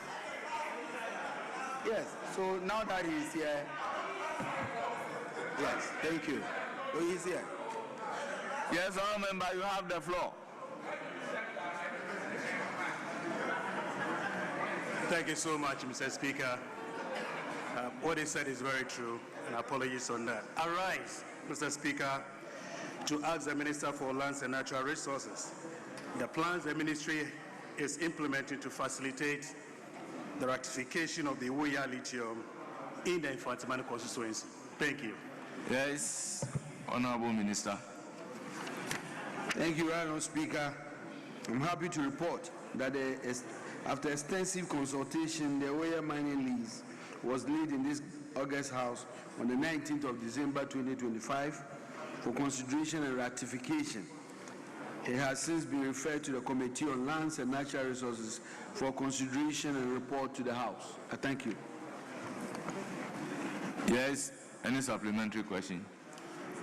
No supplementary question, Mr. Speaker. Thank you, Mr. Minister. Thank you. This is a constituency specific. Let's move to question number 518. Standing in the name of Francis Kwabena Owusu Achiao, Member of Parliament for Jobe. Thank you, Mr. Speaker. I rise to ask the Minister for Lands and Natural Resources what steps the Ministry has implemented in strengthening minerals exploration and resource estimates for the small-scale miners. Thank you. Yes, Honorable Minister. Thank you, Honorable Speaker. To ensure sustainable mining, the Minerals Commission is collaborating with the Ghana Geological Survey Authority, the University of Mines and Technology, the Ghana Landscape Restoration and Small-Scale Mining Project to undertake geological investigation in 30 blocked-out areas. The Speaker, the GGSA, which is the Ghana Geological Survey Authority, has also completed preparatory works to embark on geological investigation on 20 blocks with the financial support of the Ghana Gold Board. The exercise has been undertaken to delineate viable and suitable areas for small-scale mining. The GGSA is also actively mapping previously unmapped regions to identify new mineral deposits and replenish the depleting resources. We believe that this collaboration will lead to the delineation of areas for resource estimates for small-scale miners in the coming year. So far, there are about 180 designated areas across the country. I thank you. Any supplementary question? Yes, Mr. Speaker. Yes, I want to find out from the Minister that in his answer, I want to know that does it mean that all the agencies mentioned in the answer are doing their own exploration in the various blocks as mentioned in the answer? Minister. Madam Speaker, I was very careful with the answer, and I stated it very clearly that the Ministry is leading a collaborative effort among these various agencies to focus on geological investigation to identify where the minerals and where the minerals are. And so we are making sure that there's more coordination and collaboration among these agencies. Thank you. Any further supplementary? No, Mr. Speaker. Thank you. Thank you very much, Minister. Thank you. We then move to question numbered 548, standing in the name of Honorable Issa Salifu Taylor. Takwa Nsoyem. Thank you, Honorable Speaker. I rise to ask the Minister for Lands and Natural Resources to provide an update on the status of the refinery project by the Ghana Manganese Company Limited at the Nsuta site in Takwan Soyem, and when the final approval from the government will be granted to commence operations. Yes, Honorable Minister. Thank you, Right Honorable Speaker. The Ministry received a proposal from the Ghana Manganese Company Limited to establish a manganese refinery plant in Ghana. The proposal covered the technical design and proposed production capacity of the refinery, estimated investment outlay and implementation timelines, expected economic and social benefits, including job creation and value addition within the mining sector. However, the company has requested specific government intervention or facilitations to make the project bankable, notably in securing tax exemptions and waivers, reduction in import charges, and reduction in price and supply of gas to facilitate the construction of a manganese refinery. Consequently, the Ministry has constituted a technical committee made up of reps from the relevant stakeholders institution to review the proposal. A series of meetings have already been held with the Ghana Manganese Company Limited. The Ministry of Lands and Natural Resources is coordinating a follow-up discussion with key stakeholders to ensure that all statutory, environmental, and fiscal issues are properly addressed before approvals are granted. The committee is expected to complete its work by the end of the first quarter of the year. I thank you. Yes, member, any supplementary question? Yes, the right honorable speaker. Mr. Speaker, given that the committee is expected to complete its work by the end of the first quarter, can the honorable minister indicate a clear timelines for when final approval will be granted and when commercial operations at the Suta site? Yes, honorable minister, timeline.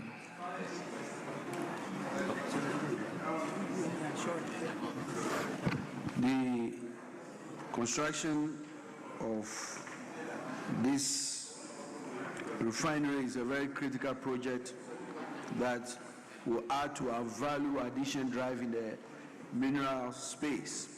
And that is why government is moving fast track to engage the company to ensure the committee completes its work. As soon as it's done, we will work with the company to make sure we follow all the legal processes is completed and the approvals given for construction to begin as soon as possible.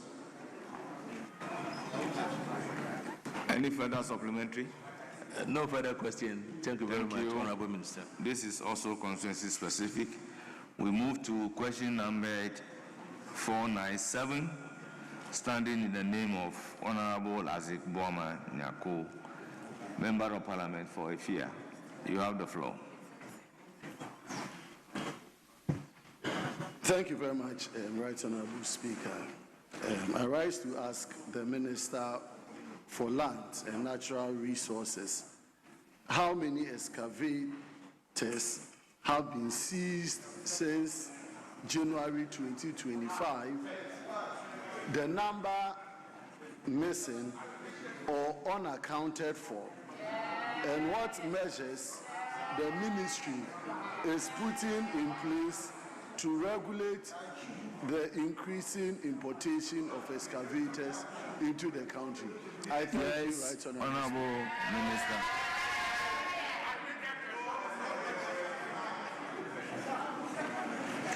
Honorable Speaker, since my assumption of office, a total of 500 excavators have been seized at various illegal mining sites across the country. In addition, a total of 490 have been impounded at the Tama Port awaiting clearance. Mr. Speaker, again, I wish to state categorically that no excavator seized is missing or unaccounted for. The ministry has data on all the excavators seized and their location. Mr. Speaker, in furtherance to our efforts to regulate the importation and use of excavators, the Ministry of Lands and Natural Resources, in collaboration with the Ministry of Transport, the Driver and Vehicle Licensing Authority, DVLA, and the Minerals Commission has rolled out a national excavator tracking system. This system provides a centralized national dashboard, geofencing capabilities, real-time alerts, and enforcement support.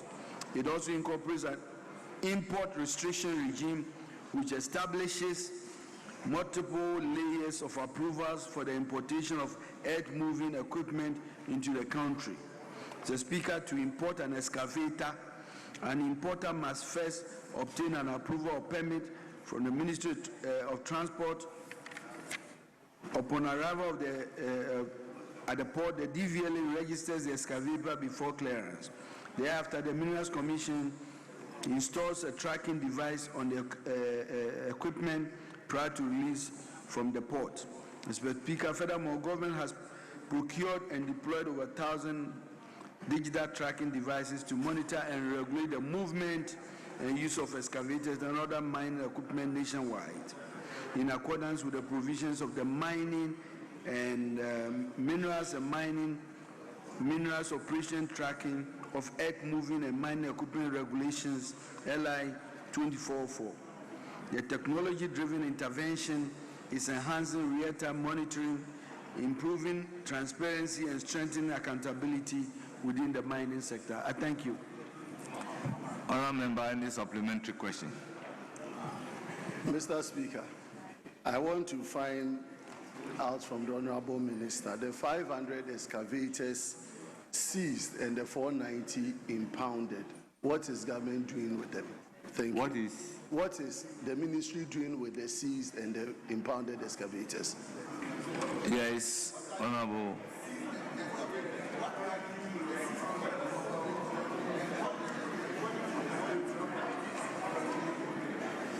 Thank you, Madam Speaker. Madam Speaker, the government is working and collaborating with relevant agencies, and we are in advanced stage of discussions on the way forward on how these excavators can be utilized. I'm not in a position to discuss that yet because those engagements have not been completed. But once I am very clear about the way forward, I will be able to come to this House and provide that information to honorable members. I thank you. Yes, any further question? Mr. Speaker, the minister in his response indicated that they have incorporated an import restriction regime which establishes multiple layers of approval for the importation of earth-moving equipment into the country. Can the honorable minister...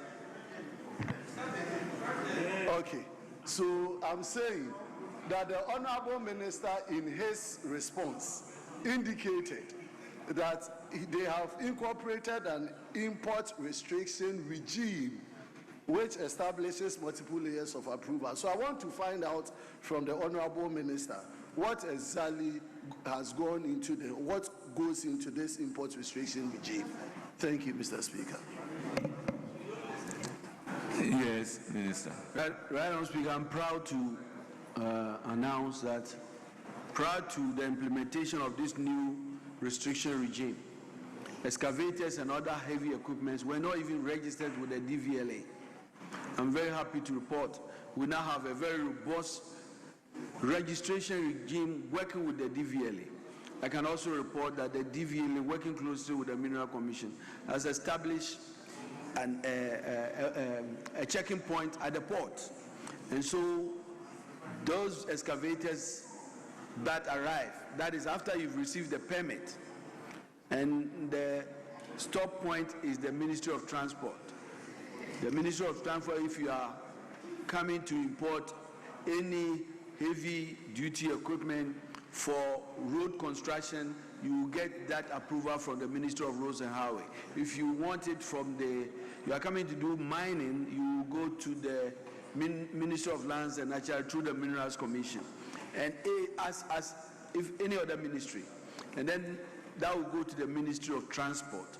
And so that coordination, we have a committee working together to ensure that that exists. And because of this robust regime and the tracking that I've talked about, no excavator will move. As we speak, we've tracked over 1,000 excavators at the port. And then we've geofenced them as well. So if you say that your excavator is going to Takwa, Anglo Gold, for example, it will be tracked to Takwa. You can't branch anywhere else. And to be geofenced to the mining site. And that is how it's been tracked. And in real time, we are monitoring those excavators at the Minerals Commission tracking room. I thank you. Yes, your last supplementary, Fanny. Very well, right, Honorable Speaker. Mr. Speaker, in his answer again, the last but one paragraph, he indicated that government has procured and deployed over 1,000 tracking devices. I want to find out from the Honorable Minister what percentage of the number of excavators in this country are being tracked or are tracked. Yes.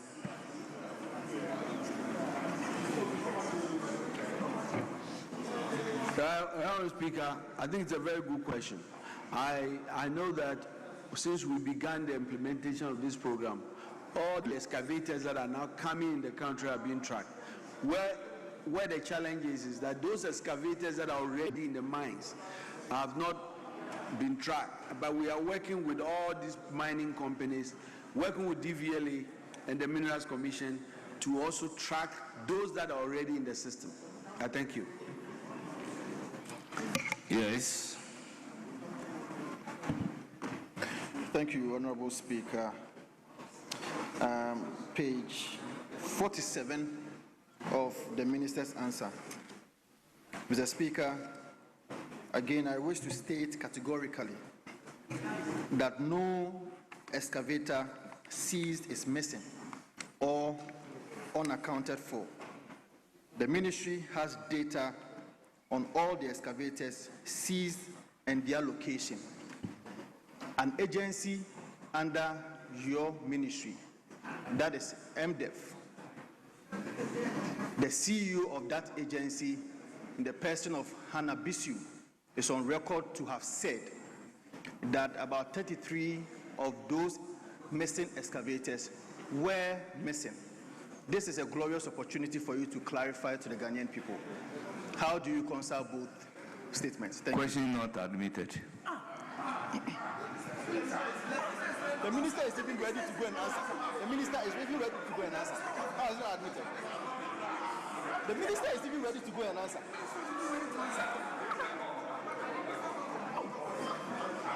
Honourable members, you will all agree with me that the minister is not here to clarify a statement made by an agency chief executive.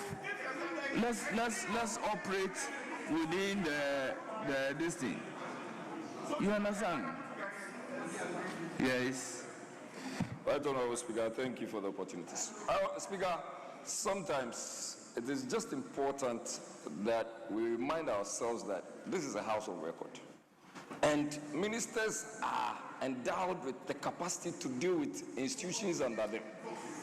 And especially when the minister has all the wherewithal to respond to those matters. Speaker, I know for a fact that the minister has an answer that would have even put this matter to a certain understanding and clarity. So, and he was about to respond Honorable Jerry Ahmed, available leader, show me the record of the House of the statement made by Honorable Hannah-Bisu. You say this is a house of record. Mr. Speaker, I can share with you the video that has gone around. Is that the record of the House? Mr. Speaker, that is, I can share with you. But Mr. Speaker, yes. Mr. Speaker, Majority leader. Yes. Let me hear you, Majority leader. Mr. Speaker, I think that given the nature of the issue, the allegations made and etc., the minister is here. So my plea is that if you will allow the minister to respond to it, well, what I am, Honorable Majority Leader, with all due respect, what I am trying to avoid is the minister's word against the alleged statement made by Hannah Bisu, who is currently not at the chamber to even utter a word. We are house guided and we need to be guided accordingly. Yeah, but Mr. Speaker, Mr. Speaker, the reason why I'm putting this plea is that the lady in question has issued a public statement denying the statement attributed to her. Number two, she is a CEO of an agency under the minister. Yes. And therefore, he sees with the facts and therefore can respond. Honorable Majority Leader, that is the more reason for which the question should not be allowed. Because you are saying that the lady in question has issued a public statement denying the allegation, and such a person. I think that it would be in the interest of the minister to dig further into that particular statement by the CEO, because, Mr. Minister, if you read the statement the CEO came, the clarification, as he has said, is worse than to even say that the excavators were missing. So I will urge the minister to really dig into what happened. Because of what he said. Because the CEO said that they first found 40 excavators. The next day when they came back, they met only 7. It's worse than saying that they were missing. So I think that you should investigate it. I will accept what the Speaker has said, but you should investigate that statement. Well, the minister can take that advice and investigate the propriety or otherwise, but that is not a question I will definitely allow to be answered. Yes? Mr. Speaker, I would like to find out from the Minister for Lands and Natural Resources whether you are aware,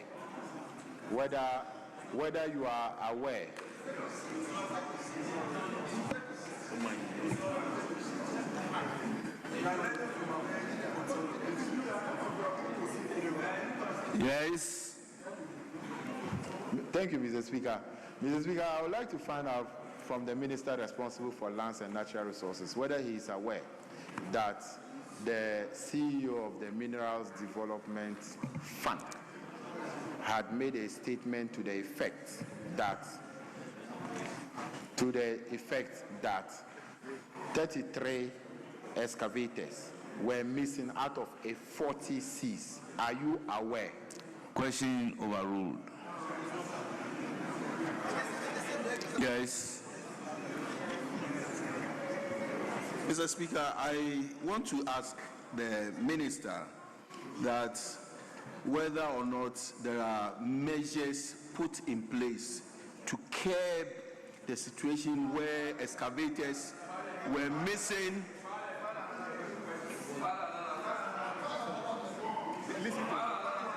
So, yes, the time when excavators were missing left, right, center, have you put in place measures to curb the said situation? Yes, Honorable Minister. Right, Honorable Speaker, we learning lessons of the past and knowing the risk of excavators possibly missing, flying, we've taken very important measures to ensure that all excavators that are seen are embossed with security features, tracking devices, and tracking numbers across the country. So those excavators that I've described have been properly embossed with features to ensure that they will not be missing. I thank you. Honorable members, question time is ended.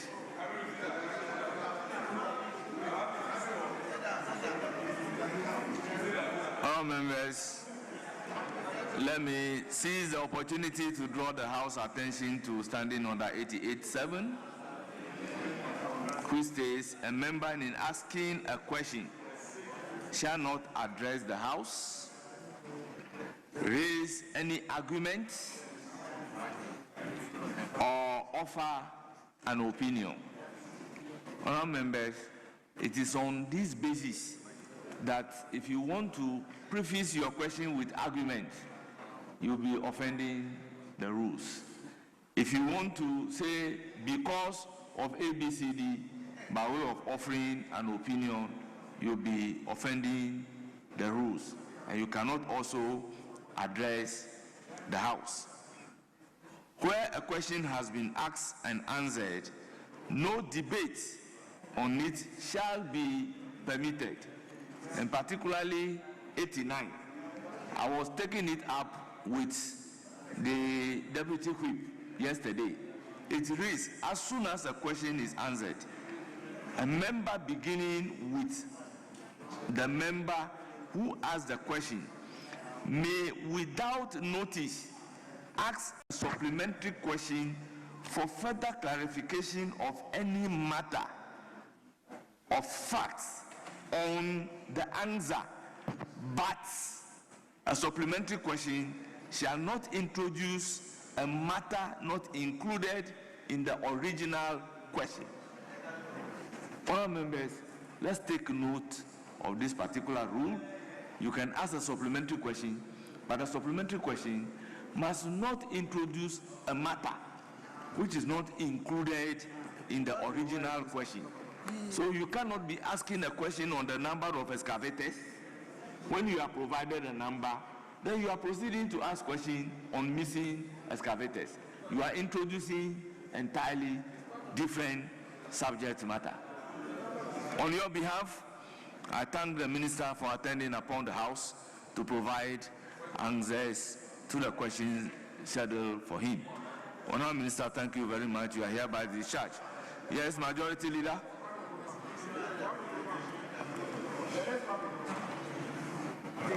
Mr. Speaker, we'll take two statements without spending much time on commenting on them and see how far. Two statements, one on this side, one on the other side. There's a statement here?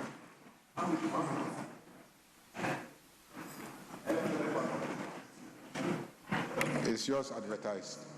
It's advertised. No, is it advertised? No, I'm saying, is your statement advertised?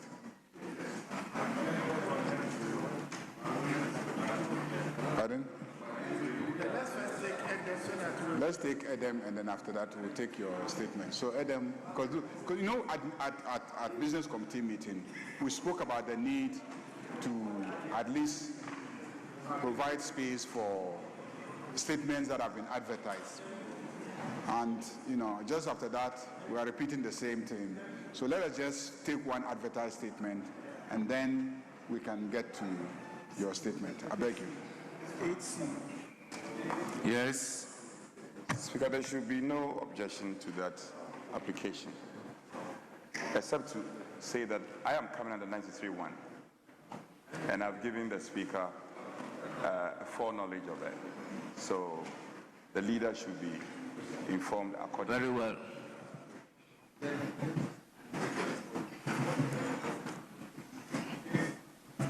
Mr. Speaker, 8C.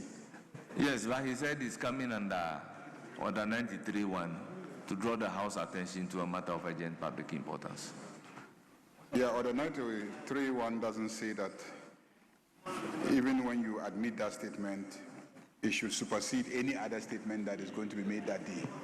So a statement can be made at the end of sitting, can be made at the beginning, can be made midstream. We are not objecting to the statement being made. Once we've admitted it, it will be made today. But we also agreed at business committee that what has happened the last 2 weeks is we advertise statements of most of them backbenchers. They come and sit here the whole day. Leaders come and raise urgent matters, you know, say that their statements should be given priority, and then the backbencher statements keep being delayed. So we agreed at business committee that I will not allow leaders to come and stampede us on urgent statements. We agreed. He was there. We agreed. And I told him that I was not going to allow that. We will allow, you know, backbencher statements to also be taken. But today we're saying that let's have a gentleman agreement. Let's have the backbencher's statement taken. Then he can also make his urgent statement. I'm not against it. Very well. In fact, I even raised the matter and said that as of the last advertisement, there were 19 statements advertised. And most of them stood in the names of members who were, first-time colleagues. Then the leader said that, okay, so let's give priority to it. Then I said, yes, but there should be a caveat. Where I am coming under 93(1) is a matter of urgent public importance. I am not coming to stampede any statement that has been advertised already. So I have agreed to what he's saying. But to say that I will not allow, it's not within your mandate. It's not. And our orders do not give him that power. Mr. Majority, that we respect you, we will defer to you, we will give you all the deference, but it's not in your power to say that I will not allow the statement to be made. You can't do that. You can't say that. Well, I think, was it last week that the House reached some agreement following an incident involving Eko Asafwa. He has a statement admitted on a particular subject matter. A leader has a statement on same subject matter, came, and that statement has overtaken that of the member, and it brought about some confusion, leading to the fact that some members have their statement processed and duly captured on the order paper to be taken. However, leaders will come with a statement not captured by the order paper, and they want it to override the statement captured by the order paper. And we all agree that to be fair to all members and to give fair opportunity so that they can also have a bite, let's go by the rules so that if your statement is not captured, you ensure that it is captured, and when it gets to your turn, same will be taken. I think it was on that basis that the leader is making his points. So if the agreement of the House is in consonance with what happened last week, then we'll proceed to take statement per the order paper. And my instruction is to take the statement numbered C, standing in the name of Eric Adam Agbana, Member of Parliament for Ketu North.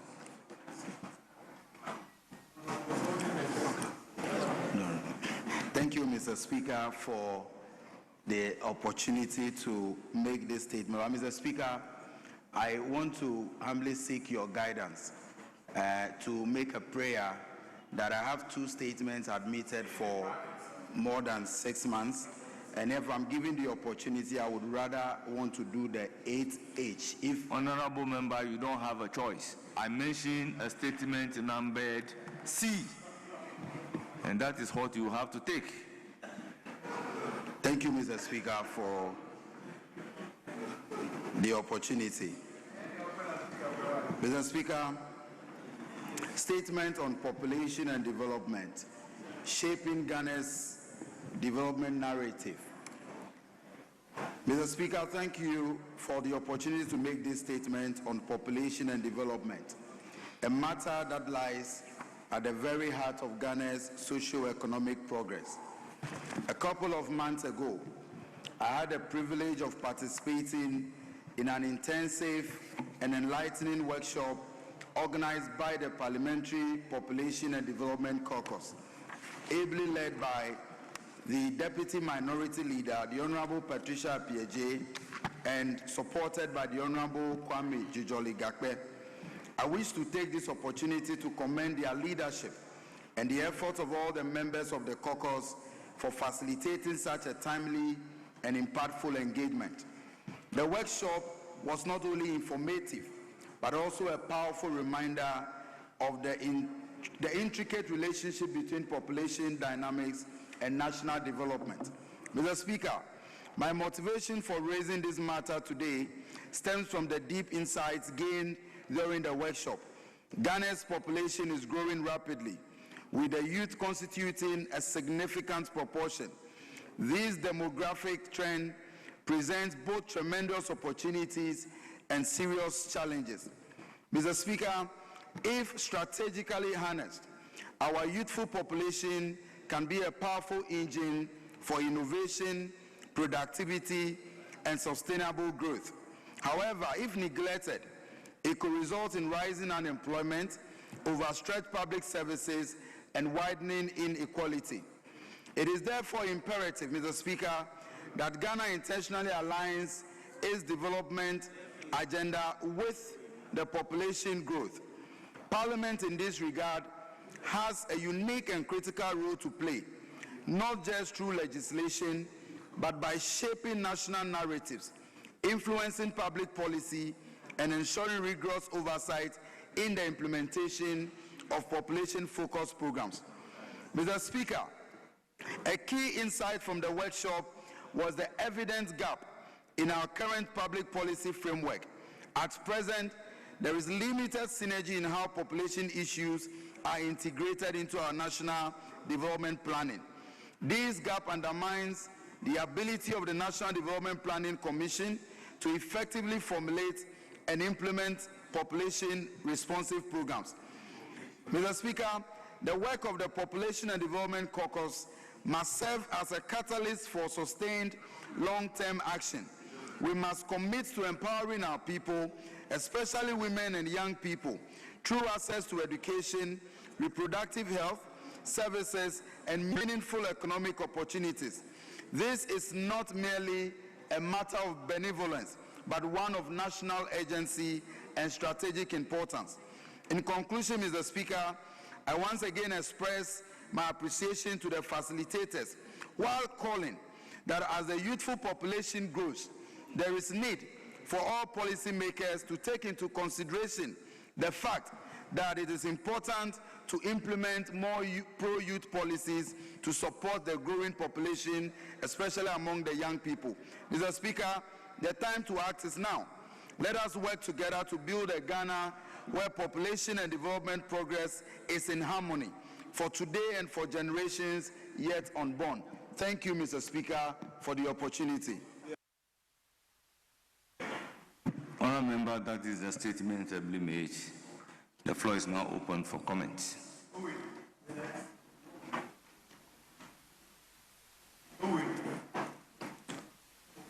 Honourable members, in the absence, yes, Honourable Kwame Abuja.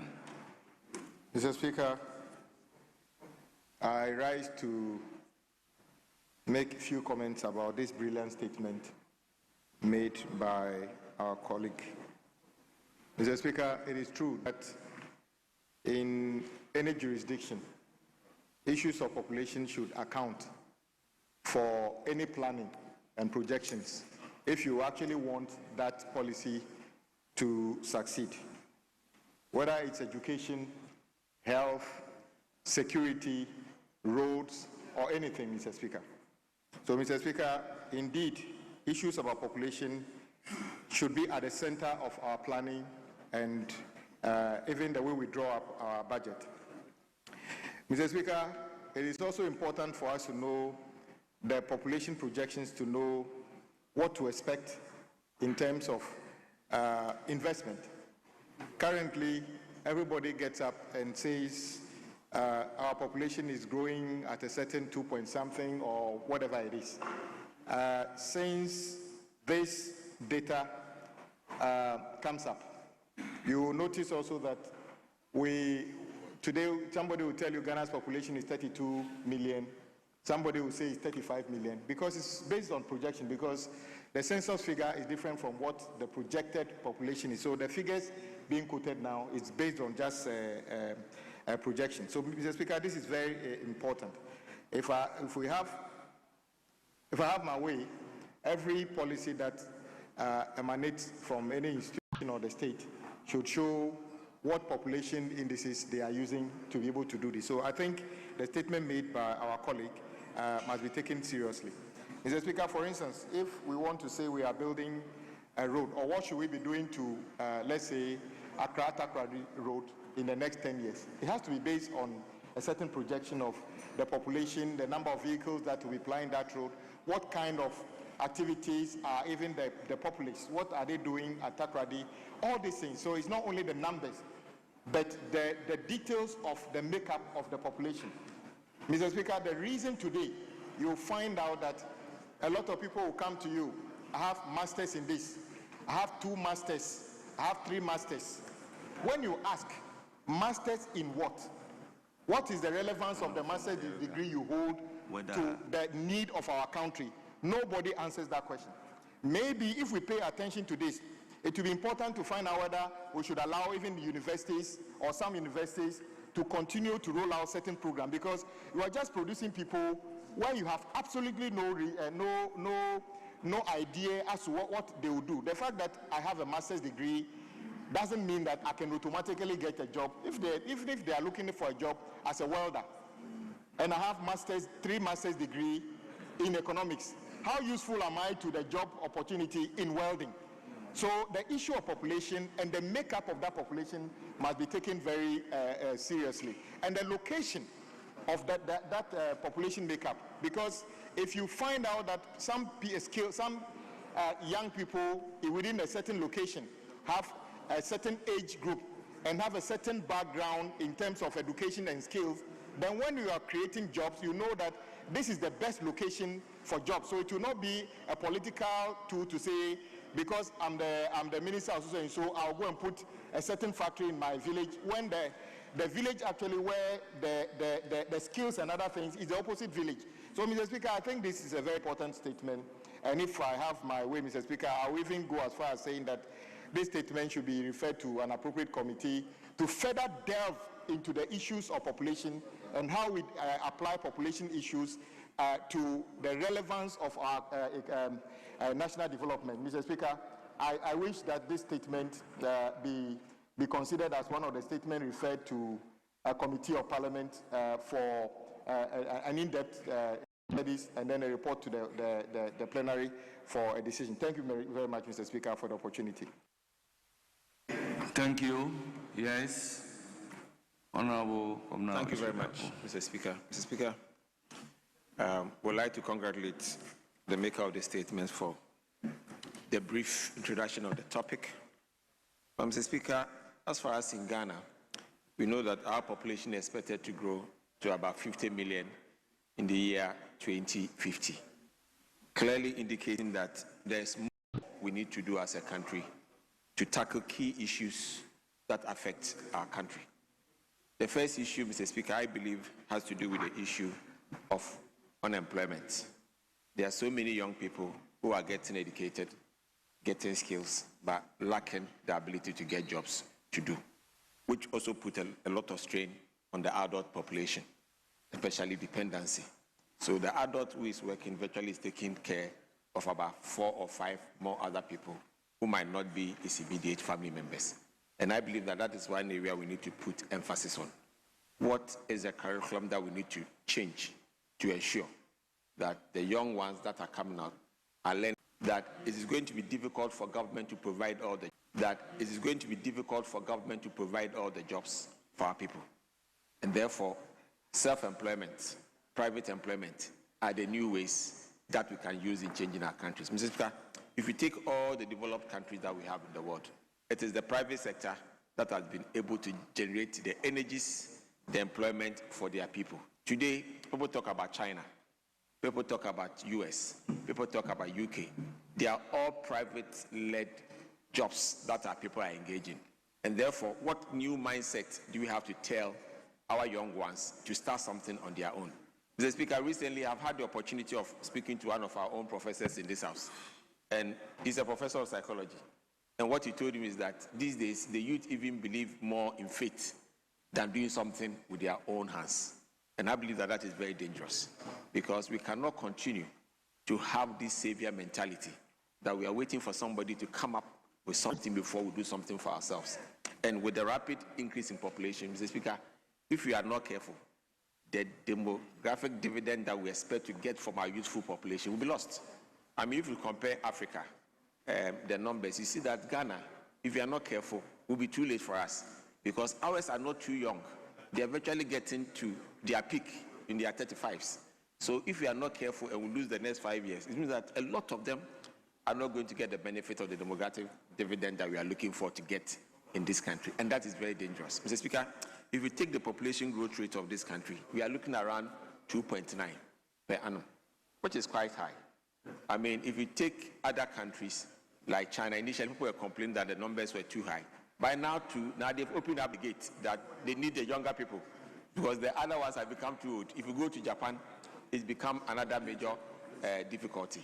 And I believe that we need to strategically rethink our training programs, our mindset change program. In fact, our psychology has to be different, especially the psychology of creating value. We need to start teaching it in all our schools from the basic. In fact, I believe that we have to start from the basic, at least basic Form 1, JHS 1, all the way to secondary school, and then to the university. Because the mistake we've been doing in this country is that we allow our children to go all the way to university when they form their habits already. And therefore, training them and retraining them become a difficulty. But if we start early, at a younger age, knowing the population growth is still going on, Mr. Speaker, I believe that a lot of them will find their own pathways along the line and make sure that this country benefits from the demographic dividend. The last but not least issue I want to raise has to do with the issue of the environment. I believe that the environment, if kept well, will be able to sustain a lot of our young people. One area I believe that we are all looking up to is the area of agro-processing and agriculture. Mr. Speaker, it is high time we start looking at our own mindsets and how to assess them to be able to enter this field. Mr. Speaker, the former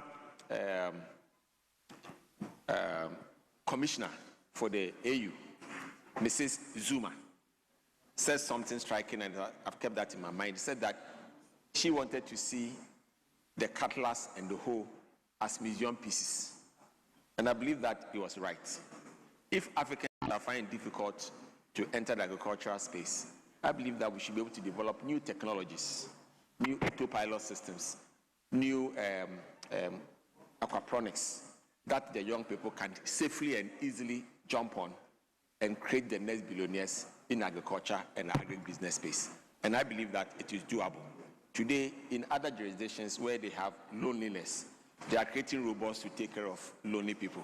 I believe that if we have the fertile lands and we want to be able to get the best out of agriculture, we should also be able to import technology into our society and be able to do well for ourselves. With these few words, Mr. Speaker, I'd like to thank you for the opportunity to add my voice to the statement made by Edna. Yes, leadership.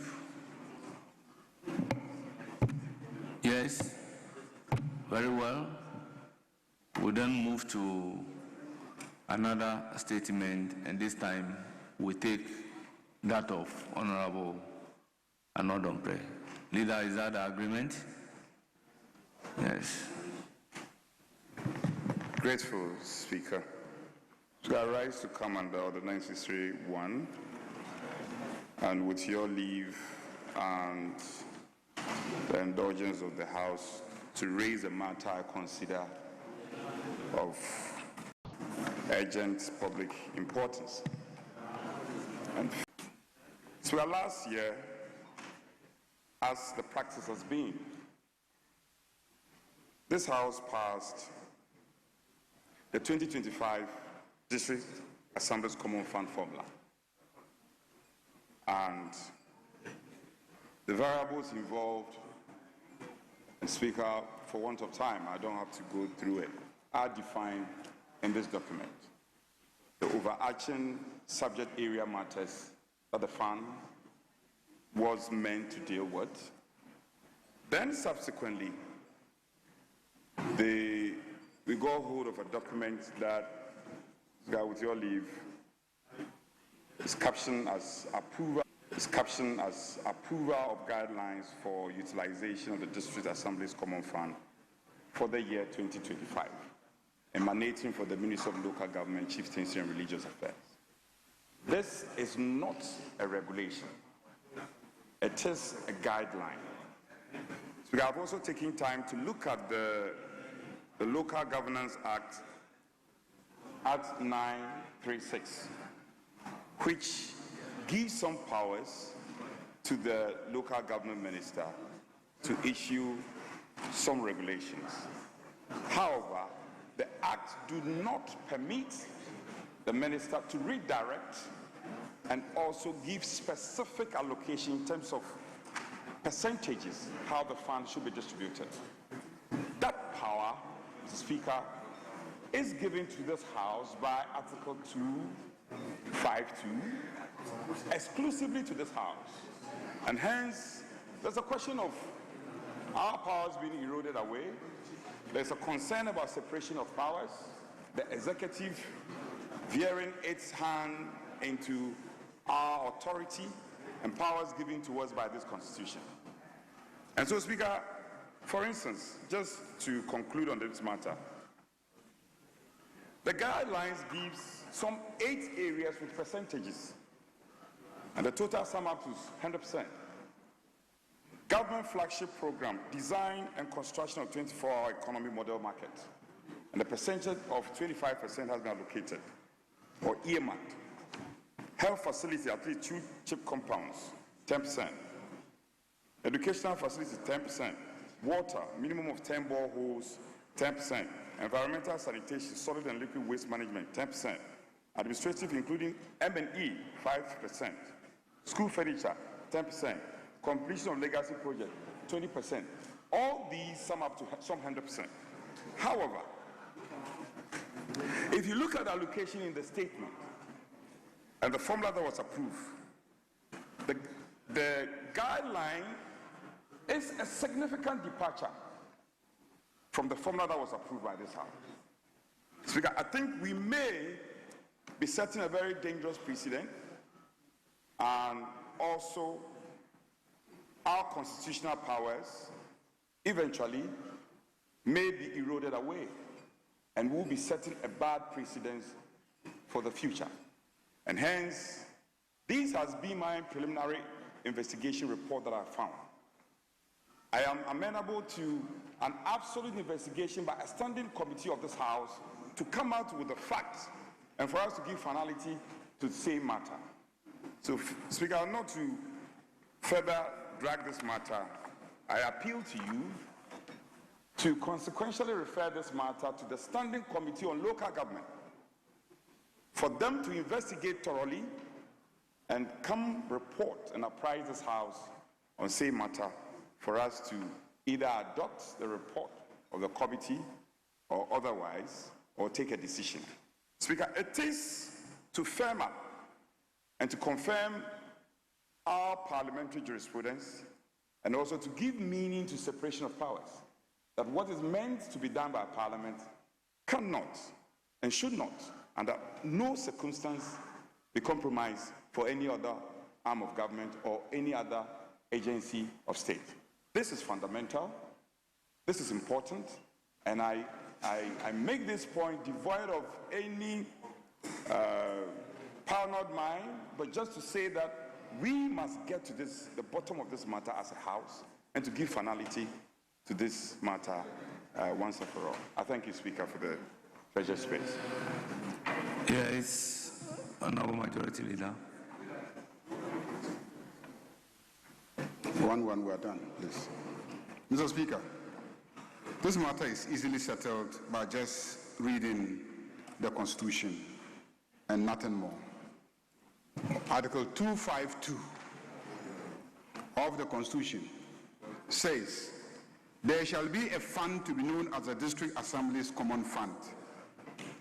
Subject to the provisions of this Constitution, Parliament shall annually make provision for the allocation of not less than 5% of the total revenues of Ghana to the district assemblies for development, and the amount shall be paid into the district assemblies common fund in quarterly installments. Mr. Speaker, the task of Parliament is simple: to make sure that not less than 5% of the total revenues is allocated to the districts, not less than. So our obligation is to make sure that that amount is set aside for the district assemblies. Then subclause 3 says, the monies accruing to the district assemblies in the common fund shall be distributed among all the district assemblies on the basis of a formula approved by Parliament. So we ensure that 5% is allocated, okay? Then we ensure that there is a formula for distributing the money to the districts, a formula.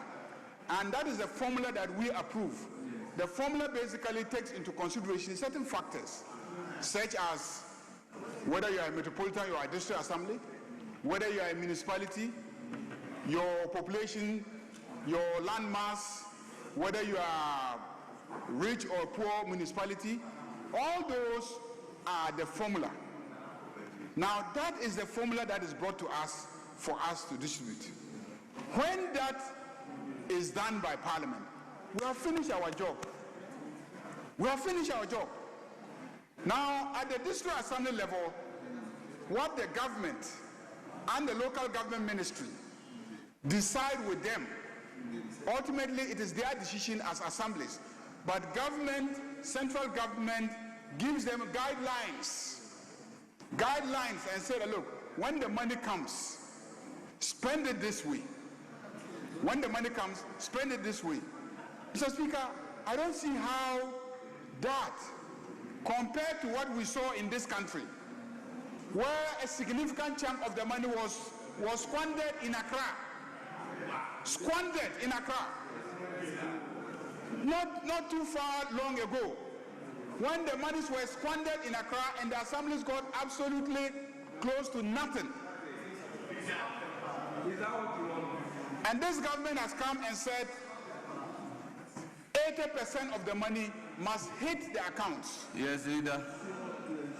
The maker of the statement is up. Speaker, I had come under 93.1 with deference to the leader. 93.15 is clear. A member may comment on the statement for a period not exceeding 5 minutes, and the comment shall not provoke debate. The latter comments and observations put out by the leader is offensive of this part of the rule. As I implore you to put the brakes on the leader and let him know that he must speak within the confines of the rules. He cannot be provoking debate to say that the money was squandered in Accra. What is that? And you not provide evidence of money being squandered in Accra. Provide same. Otherwise, withdraw those statements. They are offensive of our rules. He can't do that. You should be leading by example. You are the leader of the house, and you are saying the money was squandered in Accra. Provide evidence of that. Otherwise, withdraw those statements and make your contribution. Yes, Majority Leader. Mr. Speaker, I am chair of the Independent Constitutional Bodies Committee.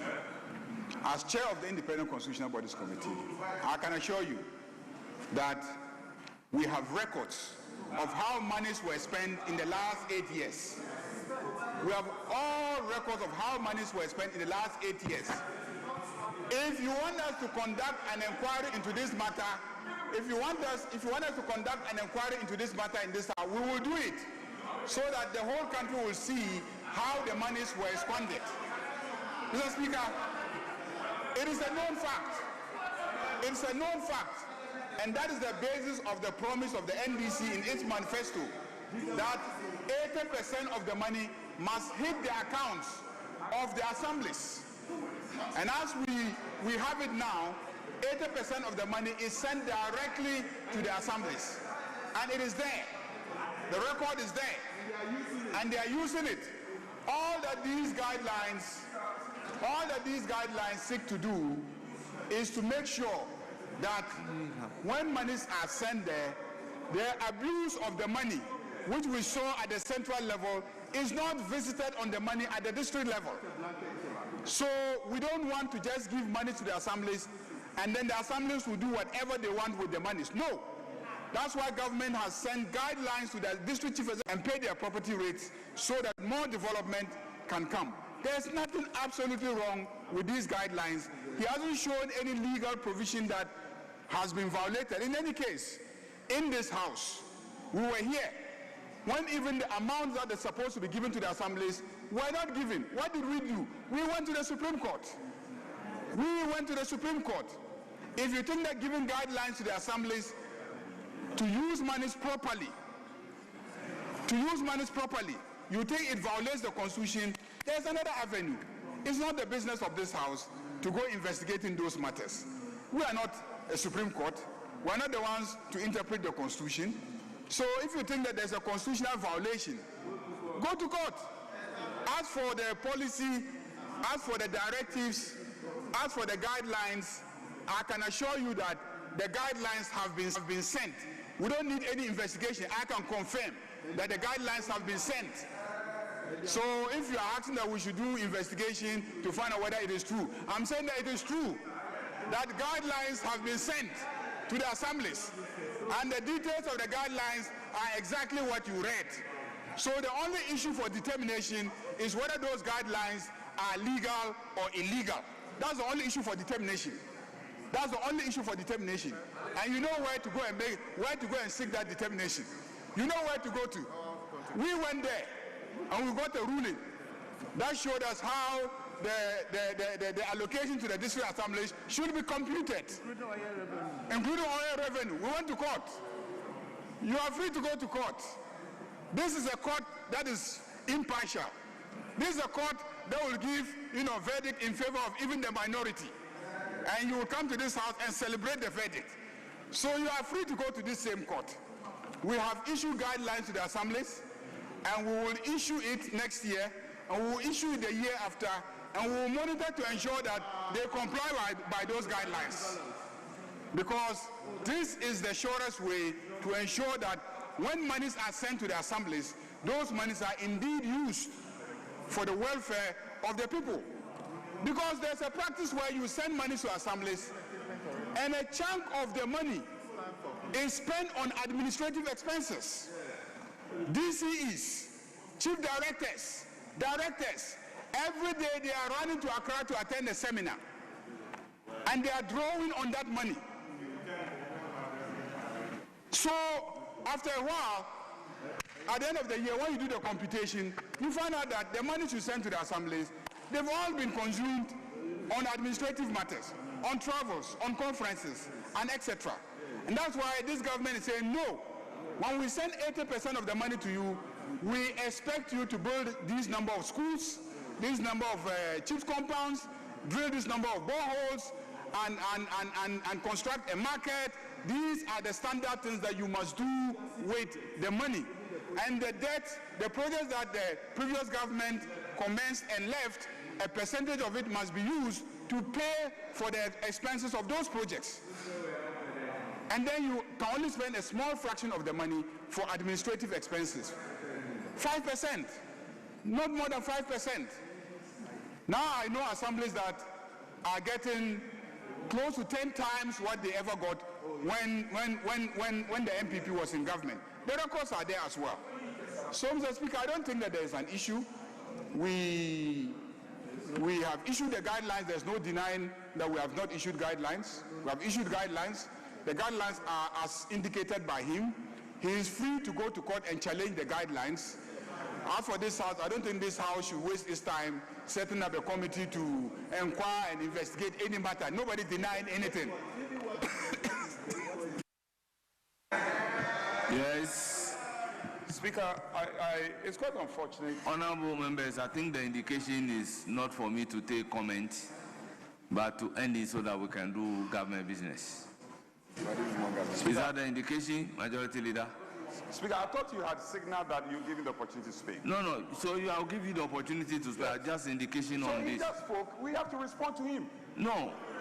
I have to respond to a lot of the things he said. I am asking the number of people who will comment on the statement. That is the indication I'm seeking. Speaker, we had agreed at 2 on each side. Yes. So when I have members, I'm confirming that is that the indication. This is not to prevent you from speaking. Mr. Speaker, we agreed on 1-1. The earlier one, how do we? Yeah. Ramadan. So, Mr. Speaker, the agreement was 1-1, so that we can move to the next item. Now, 1-1 means that when you make the statement and I speak, that's the end of the matter. That's 1-1. Because you have made a statement, I have responded. That's 1-1. But leader, it appears he is offended by the use of the word squandered money. Mr. Speaker, to squander money is to spend the money.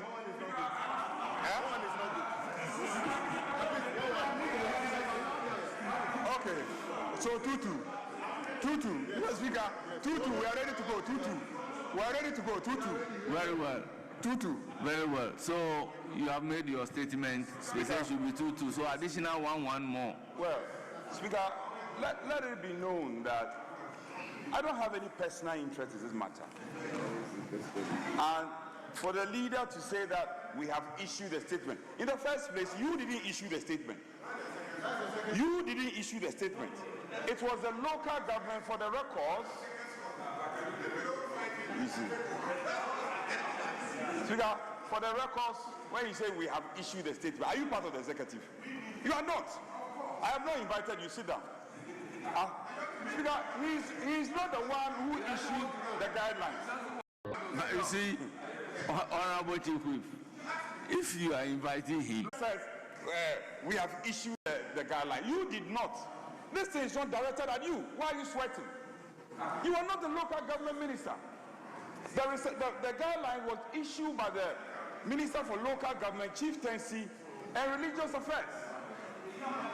For the records, it was, Speaker, it was issued by the Minister for Local... Well, majority leader is up on point of order. You said I should finish, I should wait for him to finish. Maybe I won't give him the opportunity to come just like how I give you the opportunity. When he was speaking, I had a lot of points of orders, but you asked me to wait.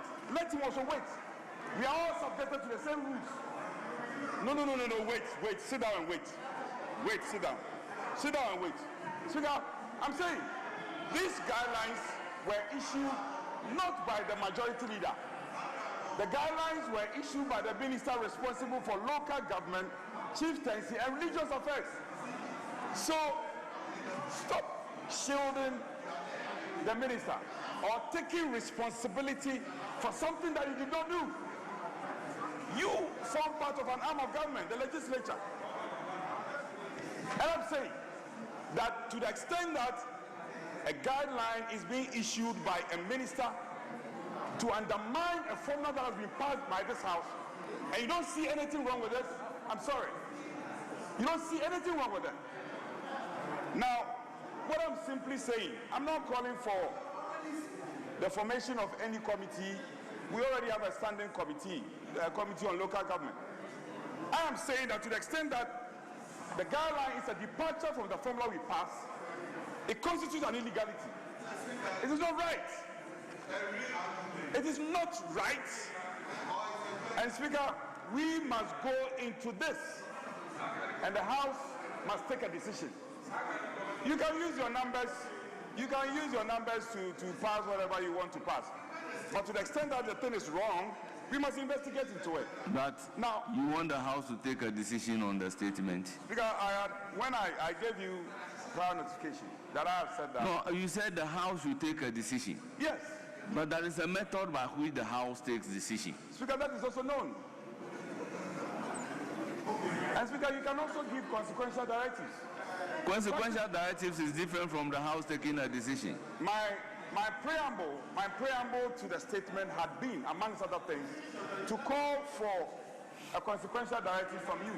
And Speaker, that was the engagement I had with you. If it is your pleasure that it should be done, fine. If it is not your pleasure, let the House subject it to. We can politicize this statement, that's fine. But it will come back to haunt us. It will come back to haunt us. But for him to say that in the previous administration, monies were being squandered in Accra, we have asked you to provide further and better particulars. And you have failed to do that. You are the majority leader, you are supposed to carry this House along.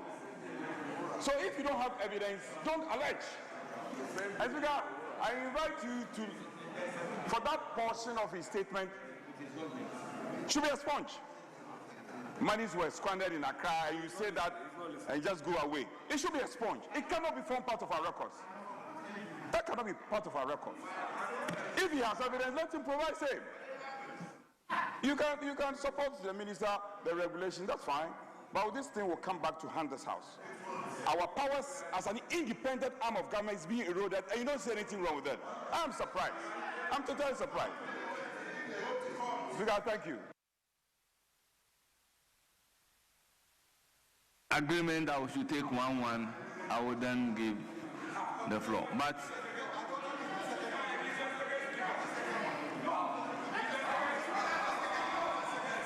Mr. Speaker, that was the second contribution.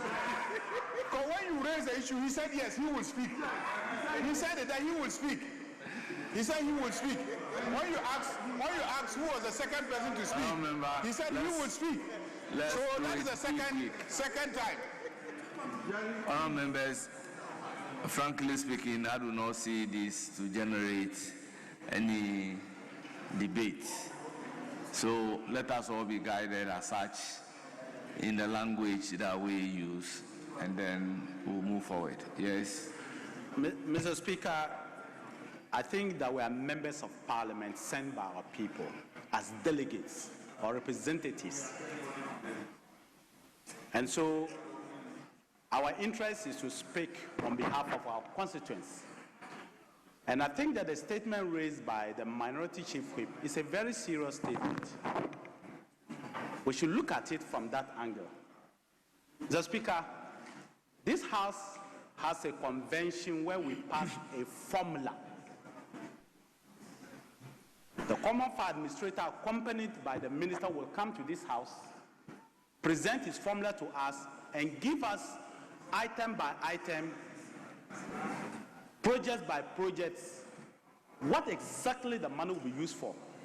We pass it, and in fact, we get the resources to monitor exactly what has been presented to us on behalf of the people, to be sure. That is not in contention. And we all think that's a good thing, and we have said it. Last year we said it, this year we have said it. In fact, during the debate of the formula, we all acknowledged it. So it is not something new to anybody that you are sending the resources down. The previous government, for which I served as minister, decided to cap common fund and get funds and use some of the resources to do things in Accra, buying drip equipment that my good friend, the road minister, is now using, building courts that the judiciary for the first time have had over 100 courts and different other things. But that is okay. That is the decision by the government then. I think that what he has said, that we have a formula that is known to this House, that we have also gone to inform our constituents that this amount of money will be used for this and up to 100%. Which of them are we now going to monitor? Are we going to monitor what the new administrative expenditure or what Parliament has passed? I believe that the minister and the administrator will have helped themselves if they had included this administrative fiat into the formula. I think the House should not, this is the first time, the House should not allow anybody. Honorable Natty Wood, you say this is the first time. I entered this House when you were a leader, and every year, guideline on utilization of common fund is issued. This is the House of Record. Mr. Speaker, guidelines are issued not in deviation to what the House itself has passed. That's the difference. If you read exactly what has been ordered, what has been said, it's completely different from what this House has passed. That's the difference. Mr. Speaker, the guidelines has always been very simple. Stick exactly to what the House has passed and the formula. That's exactly what it is. If the minister had decided to do that, I don't have a problem, and that has always been the case. Honourable members, I'm informed that they are bringing materials towards tomorrow's honor. So you may please conclude. So, Mr. Speaker, the point I'm just making is that we should not belittle the point that the Chief Whip has made. It's a very serious point, and it boils down to exactly our core business. Because, Mr. Speaker, if something can be passed in this House, and as a minister, I go outside and do a different thing, and the House takes no exception to it, the House is okay with it, then, Mr. Speaker, what's the use of bringing the formula here? Why should we bring the formula? Why should we pass the formula?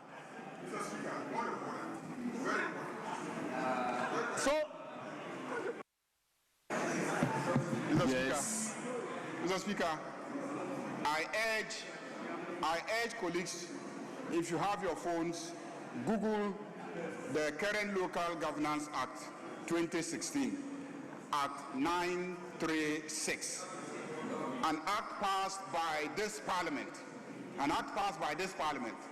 Section 173. I'm waiting for the minority chief whip. Now I want minority chief whip to, yes, Section 173. Power of minister to give financial instructions. And it says, the minister may issue written instructions for the improved control and efficient management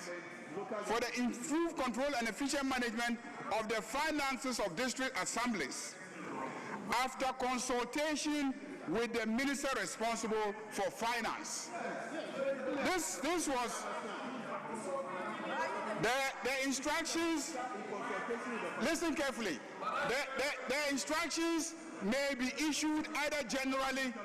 The instructions may be issued either generally or with respect to particular district assembly, and shall be complied with by district assemblies generally or the district assembly concerned.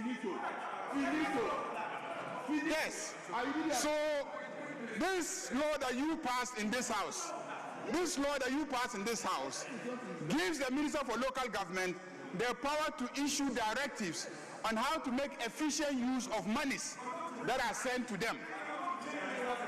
Well, the minister has not changed anything. Listen carefully. The minister has not changed anything.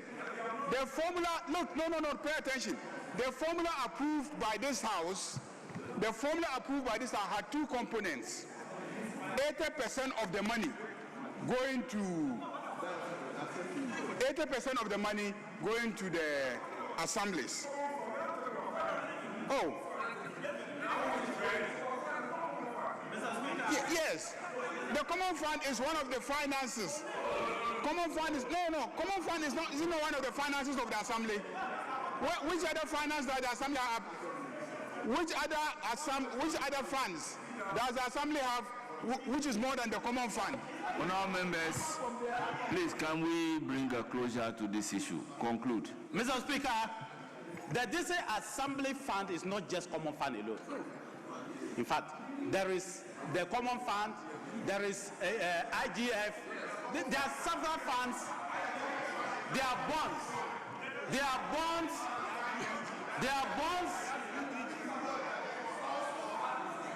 Majority leader, you are the leader of the house, I beg you. The funds of the assembly is not limited to common funds only. In fact, common fund is just one of them. In fact, you can raise bonds as an assembly. We have IGF, we have common fund. For common fund, Mr. Speaker, the formula of common fund expenditure is passed in this house. The others are not. So there is a need for the minister, in consultation with the finance minister, to give guidelines as to how IGF can be spent, as to how bonds can be spent. Otherwise, the assemblies will just spend it anyhow. That is what they are talking about. But for common fund, it is Parliament. It is Parliament that directs the assemblies as to how to spend. That authority is given by Parliament. Honourable member, kindly conclude. So, Mr. Speaker, all I'm saying is that the issue raised by the member is a serious thing, that the powers of Parliament is being eroded by a new directive that is at variance with what we pass in this house. What do? Are we supposed to let it pass? Are we supposed to set a precedence? Or we should pretend that we didn't do it, we don't see anything wrong with it? That's the cause of my matter. Thank you, Mr. Speaker. I will proceed to give the floor to Honourable Kwame Agboja. Mr. Speaker, I think the point raised by our colleague is worth listening to when he says that this Assembly's common fund utilization should be looked at. Mr. Speaker, the leader has already indicated what we did here was legitimate and no one is taking away our powers. We have distributed the percentage of tax revenue that needed to go to the common fund administration. What we have done, which everybody, including my good friend, the minority chief, we can attest to that, your assembly is much more efficient today than ever before. That is on record. Mr. Speaker, what are we supposed to be doing? Today we are saying that we should spend 25% on, 25% on government flagship project.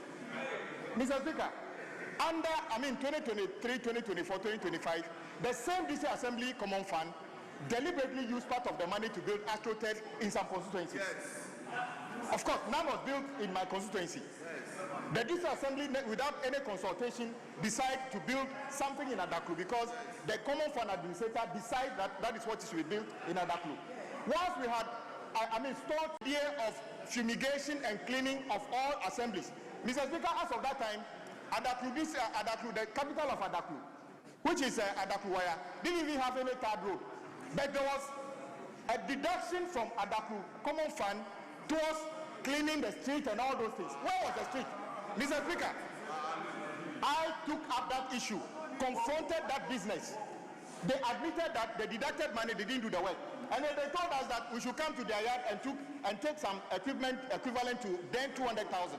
And so today, Mr. Speaker, if you go to Adaklu Assembly, the water tanker there was a compensation for money deducted when the work was not being done. So when he said that we were squandering the money, I have evidence that that is the way they were squandering the money. So, Mr. Speaker, I agree that if this is what we want to do, then the next formula, maybe these items can be presented to the committee of the whole to be approved. That one does nothing. But to say that what we have done now made the assemblies worse off, no one here, not on this side, will say that. Exactly. That is, of course. Just listen to me. Listen to me. Listen to me. The fact that you and I can say that our assemblies, look, in the past, Mr. Speaker, let me listen. Mr. Speaker, please conclude. Let me conclude. Mr. Speaker, would you have preferred when assemblies appear at the Public Account Committee and say that they've used monies for disability for conferences? Is that what you would have preferred? Exactly. So once you agree that the formula is better, I can only say that, Mr. Speaker, it is fair to say that the next formula, we should just bring it as part of the commutation. I don't see anything wrong with it. Mr. Speaker, with this, Mr. Speaker, today, for the first time, 6 March is coming. And the producer assembly is not asking me that I should pay for 6 March. Since I became an MP, every year when the 6 March, I will have to pay to buy water for everybody coming there. Because the Assembly Common Fund was in the pocket of only few businesses. Today, the stage has been set. The public purse of this Assembly Common Fund is no longer any private man's pocket. The money should be spent down there in Adaklu. And in conclusion, there's money sitting in Adaklu. This Assembly Common Fund account at NIB at home and Common Fund. In conclusion, in fact, Common Fund is now common to every assembly. That is what we are talking about. In conclusion, yes. Honourable members, I think by an agreement, we have done the 2-2. I intend not to take more. So let's bring closure to the debate. Honourable members, I intend not to also direct that a committee be formed to investigate any matter. Very soon, the minister, the Common Fund Administrator, and the team will come before the House for approval of another formula. If you have any inconsistency in the administration of the previous formula, I believe that is the right point for us to pick it up with them so that they provide a solution as a condition for approving the current formula.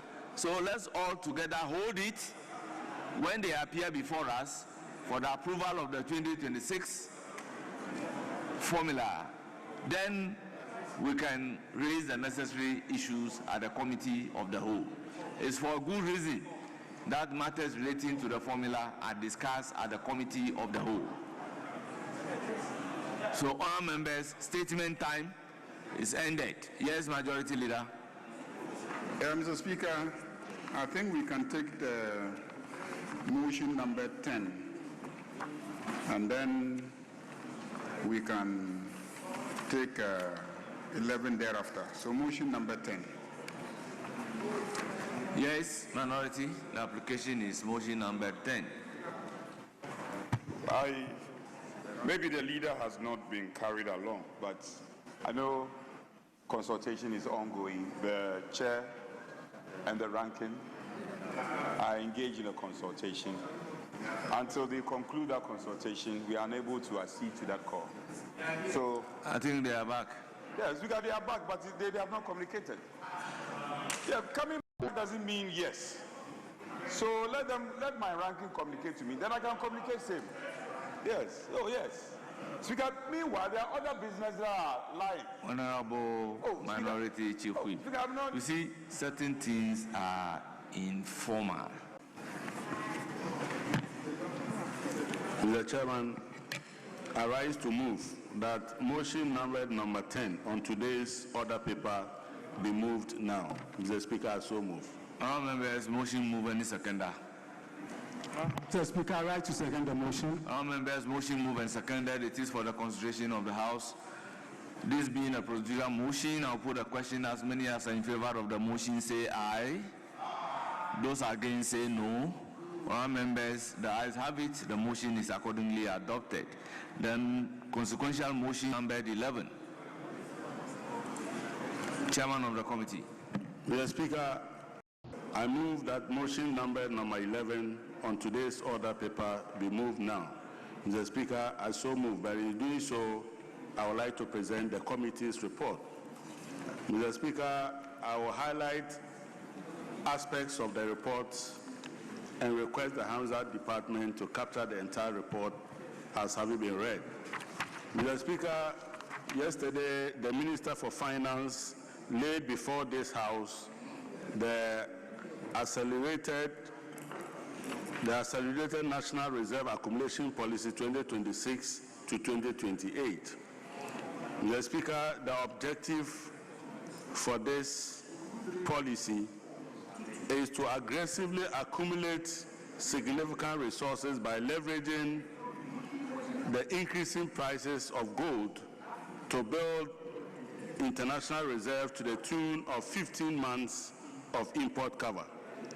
Mr. Speaker, we met with the Ministry of Finance, the Gold Board, and the Bank of Ghana to assist us understand the policy rationale of government. Mr. Speaker, we were made aware that a review of Ghana's reserve trajectory reviews a recurring pattern of episodic accumulation by September 2023.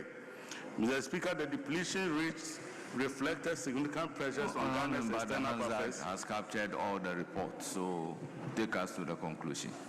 Mr. Speaker, in conclusion, the committee reviewed and engaged the authorities and came to the conclusion that this policy is very good for the people of Ghana and that it gives us the capacity to build enough reserves in very good times so that we can meet the shocks that emanate from low reserves.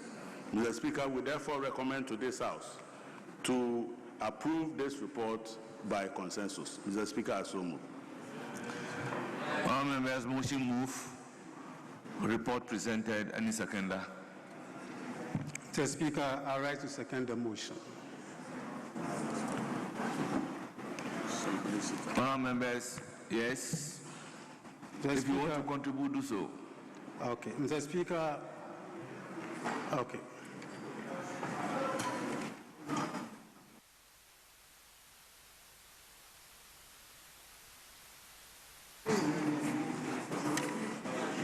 Yes, Speaker. Yes, we agree that we'll take 2-2 and the leadership will conclude.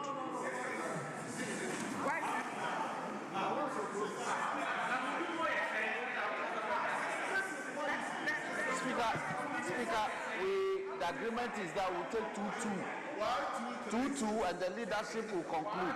So that makes it 3-3. Mr. Speaker. Yes, let me hear you. Mr. Speaker, we had an engagement with the clerk, coupled with the fact that we are, tomorrow is the State of the Nation and they need to prepare the chamber. So we agreed to do 3-3 and leadership. I ran that with the So how many minutes is each leader speaking? How many minutes is each member speaking?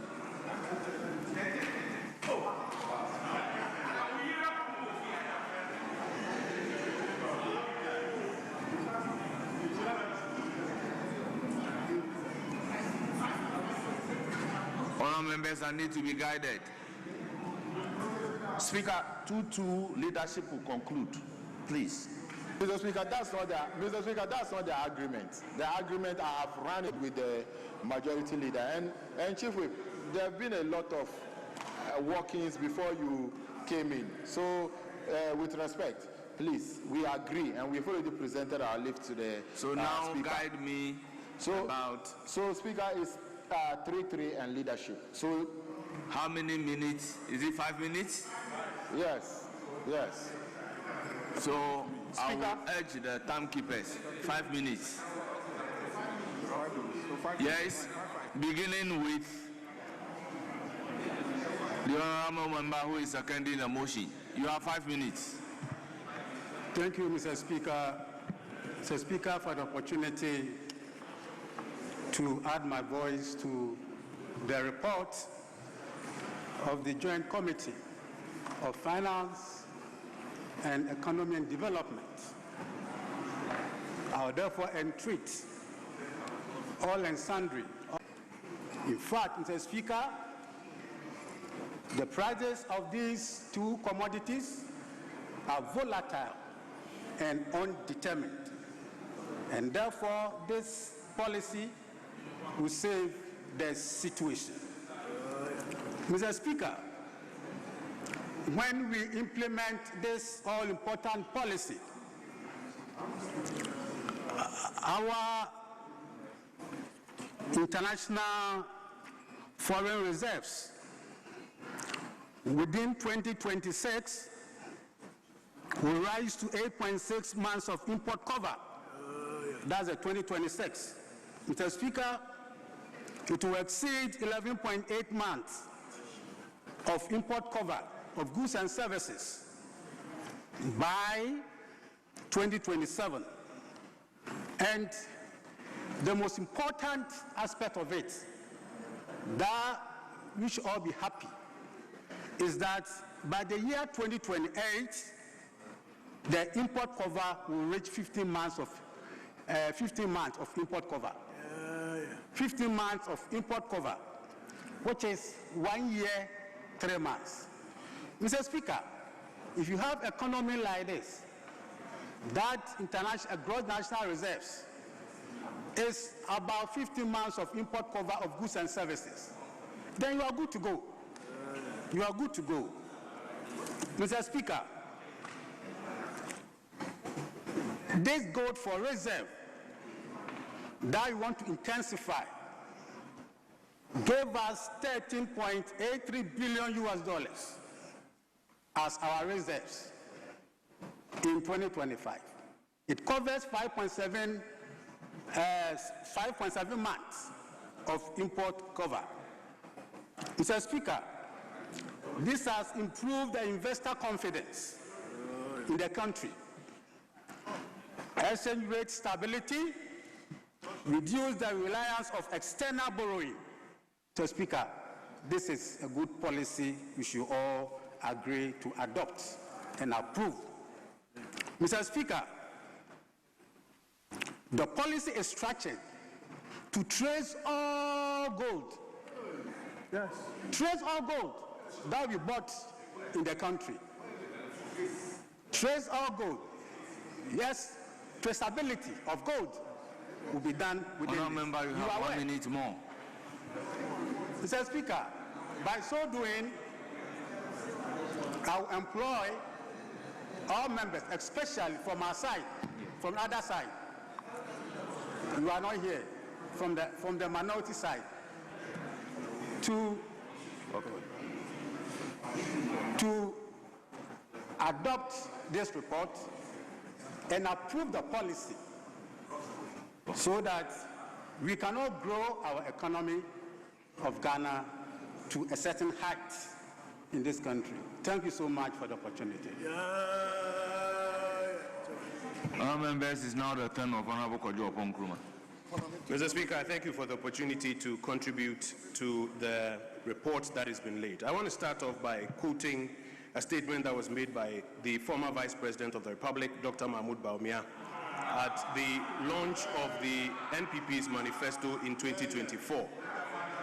Mr. Speaker, he says that, and this is when he was giving an update on the performance of the Gold for Reserves and Gold for Forex program. He says, I'm happy to say that the two policies that helped rescue the economy from the catastrophe in the recent crisis were the Bank of Ghana's domestic gold for the domestic gold purchase program and the gold for oil program. The pilot has worked for a number of companies, some of which wanted to take Forex out of the jurisdiction. We have thus found a solution to profit repatriation without destabilizing our local currency. He goes on to say that, Mr. Speaker, my government will completely institutionalize what I call the Gold for Forex program, even as we intensify efforts to transform the structure of the Ghanaian economy. Simply put, the domestic gold purchase program is a policy which allows the Bank of Ghana to boost its foreign exchange reserves by buying locally produced gold with cedis. And he goes on to talk about the benefits, including the fact that gold will now become the anchor of the Ghanaian currency. Mr. Speaker, earlier today when we met the Finance Ministry, the Bank of Ghana and the Gold Board, we put a question to the governor who was represented by the second deputy governor. Is the policy to buy gold to shore up our reserves, be it in bullion or in forex, new? And her answer was categorical. She said, no. Mr. Speaker, it is a matter of public record that in 2021, the MPP administration came up with the domestic gold purchase program, which seeks to ramp up our reserves by using cedi to buy gold and shore up our bullion reserves, or by using cedi to buy gold, trade it for forex, and add it to our forex reserves. Mr. Speaker, if therefore a couple of years down the line, our colleagues on the NDC side come to power and they find this policy useful, they don't need to attempt to rebrand it and give it a new name as a Ghana Accelerated National Reserve Accumulation Policy. They don't need to do that. What they need to do is to be candid to the Republic of Ghana and say, we inherited a working program. And probably what we want to do is to build on it. You need candor in economic policy management. Don't try to rebrand it, give it a new name, polish it with some colors, and now create the impression that it is something new that you are thinking about. Mr. Speaker, we asked the government side today what the two pillars of this gold component are. And the confusion in their circles. A few weeks ago, this government told us that they were of the view that we had so much gold concentration in our reserves. And so they have sold 50% of our gold reserves and converted it into US dollar-based assets. Mr. Speaker, there are questions about that transaction already, the timing, the scope, and the window within which it was done. And already we have filed motions to have that transaction and then the losses on the gold purchase program properly investigated, without prejudice to whatever the outcomes will be. They have now come back to this house that they are asking for policy approval to go and, among other things, buy more gold to shore up our reserves. Why would you sell 50% of our gold reserves only to turn around a few weeks later that you want policy approval to go and buy more gold? And by the way, at the time they sold the gold, prices were around $4,000. By now, it's somewhere around $5,200. So already we have lost about $1,000 an ounce on the quantum they sold. Honourable member, your time is up. I will proceed to give the floor to Honourable Richard Achampong. Mr. Speaker, thank you very much for the opportunity to contribute to the report before us. My good friend Honorable Kojo Oponkroma used to call on government to submit policy document before this house. Today, the document is presented before this house and he has a cause to complain. So, Honorable Kojo Oponkroma, you can't choose and pick. Mr. Speaker, within these few years or months, Gold Bar has raked in about $10 billion. They used to borrow Eurobond at the rate of average 6%. Assuming we took a loan of $10 billion, we would have paid $600 million as an interest. And there's no interest on it. This is a forward-looking government. It is projected that by the end of 2028, gold price will soar up. So what do? Let's take advantage now. So that we'll bring the policy document, the House will approve of it, and even if they want to liquidate it, they have to go through cabinet and come to Parliament for approval. They can't sit in the office and take any decision. You did not do that. And yet they started this program. What was the end result? What was the level of the appreciation or the depreciation of the cedi? You implemented all these policies, but the end game was zero. The end game was zero. You let inflation 23.8%. Today it's 3.8%. The seniors appreciated more than 40%. Instead of patching up at the back, you are here trying to run down the program. And Mr. Speaker, it's not only the gold. If you check the document presented to us by the minister talked about gas to power program, oil development program, cocoa reforms initiatives. All these things are going to put together to make sure we see a stability. When we were going for the elections, dollar was exchanged at 17 Ghana cedis. 17. It came down to 16. At the time, if you needed $10,000 or $1,000, you need 17,000 Ghana cedis. Today you will need 11,000 Ghana cedis. 6,000 difference. This is forward-looking government. So, Mr. Speaker, it's not about being opposition and you have to criticize everything that the government is doing. Let's give credit when it is due. Tell us that you could not do it. By the time God has a new government in place, which is looking forward, which is putting in place measures that will yield positive results. Today, if you go to the pump, they don't ask you if you're an NDC or MPP card bearer. When you're buying fuel, look at it. Prices of goods and services have dropped. This is what we are talking about. This is the resetting agenda we promise the good people of this country. So please, if you come fight them, you join them. Come and join us. And don't think of winning the next election so that you poo-poo every program that we present to you. NDC has come to stay. And you remain in opposition with this attitude for a longer period of time. So, Mr. Speaker, this very positive information given to us, when we met at the committee, all of them praised the minister that it is about time we support this administration to succeed. If NDC succeeds, Ghana will succeed. And all people will benefit. So for that program, Honorable, you started it, you couldn't achieve anything. Governance is continuing. I do agree with you. But this is the time we are yielding a positive result. We are not using money to dig holes in the name of cathedral. No. We are putting the money where our mouth is.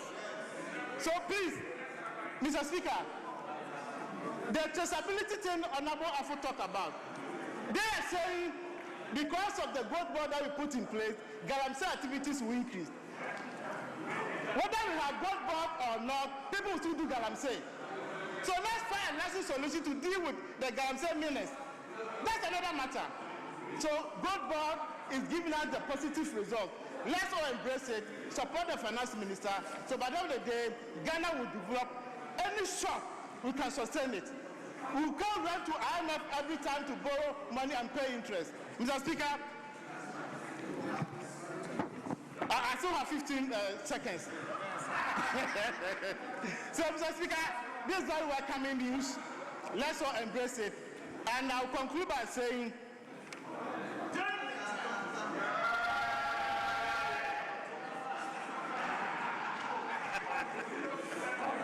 Honorable members, I'll proceed to give the floor to Dr. Amin.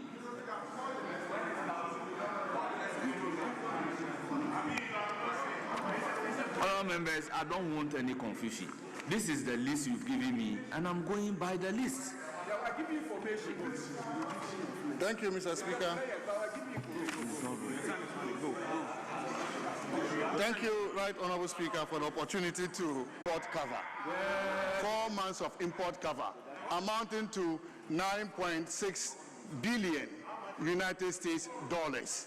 And so, if they are able to go beyond that, that is an improvement we must acknowledge. But to say that this is the first time you are going beyond the traditional 3-month benchmark, it is not true, Mr. Speaker.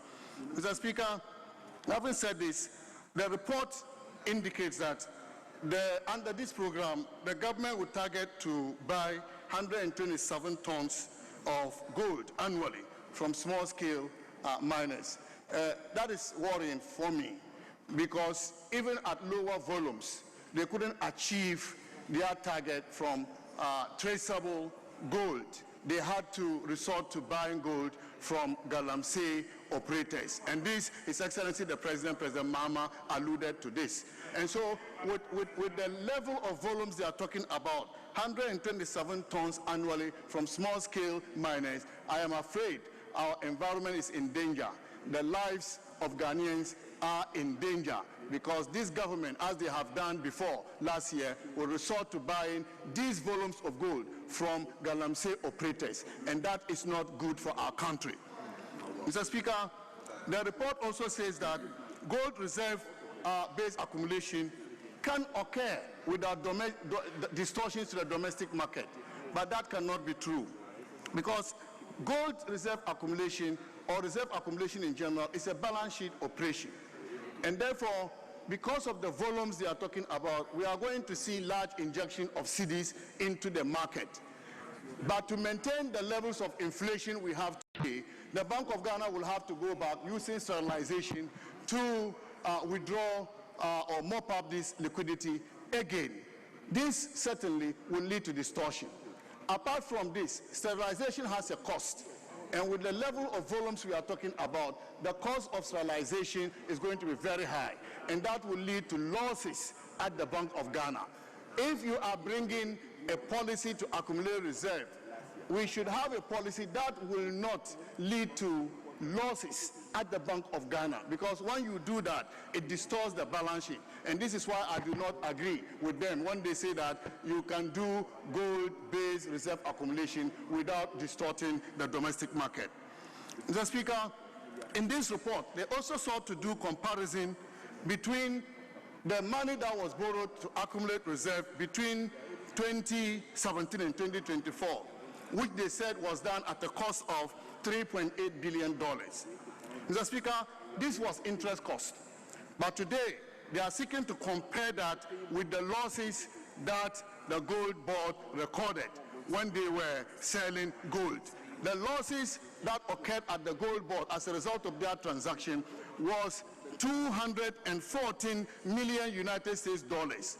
Interest costs cannot be compared with losses. The reality is that the 214 million US dollars resulting from the $10 billion gold board brought were losses, and the IMF alluded to this. And so you cannot compare that with interest costs from the borrowing which was done to gold reserve under our government. And so, Mr. Speaker, the government must be truthful and they must be transparent, and they must not seek to deceive the people of Ghana using numbers. The contexts are different. One is interest costs, the other is losses. Mr. Speaker, the minister, through this policy, is also...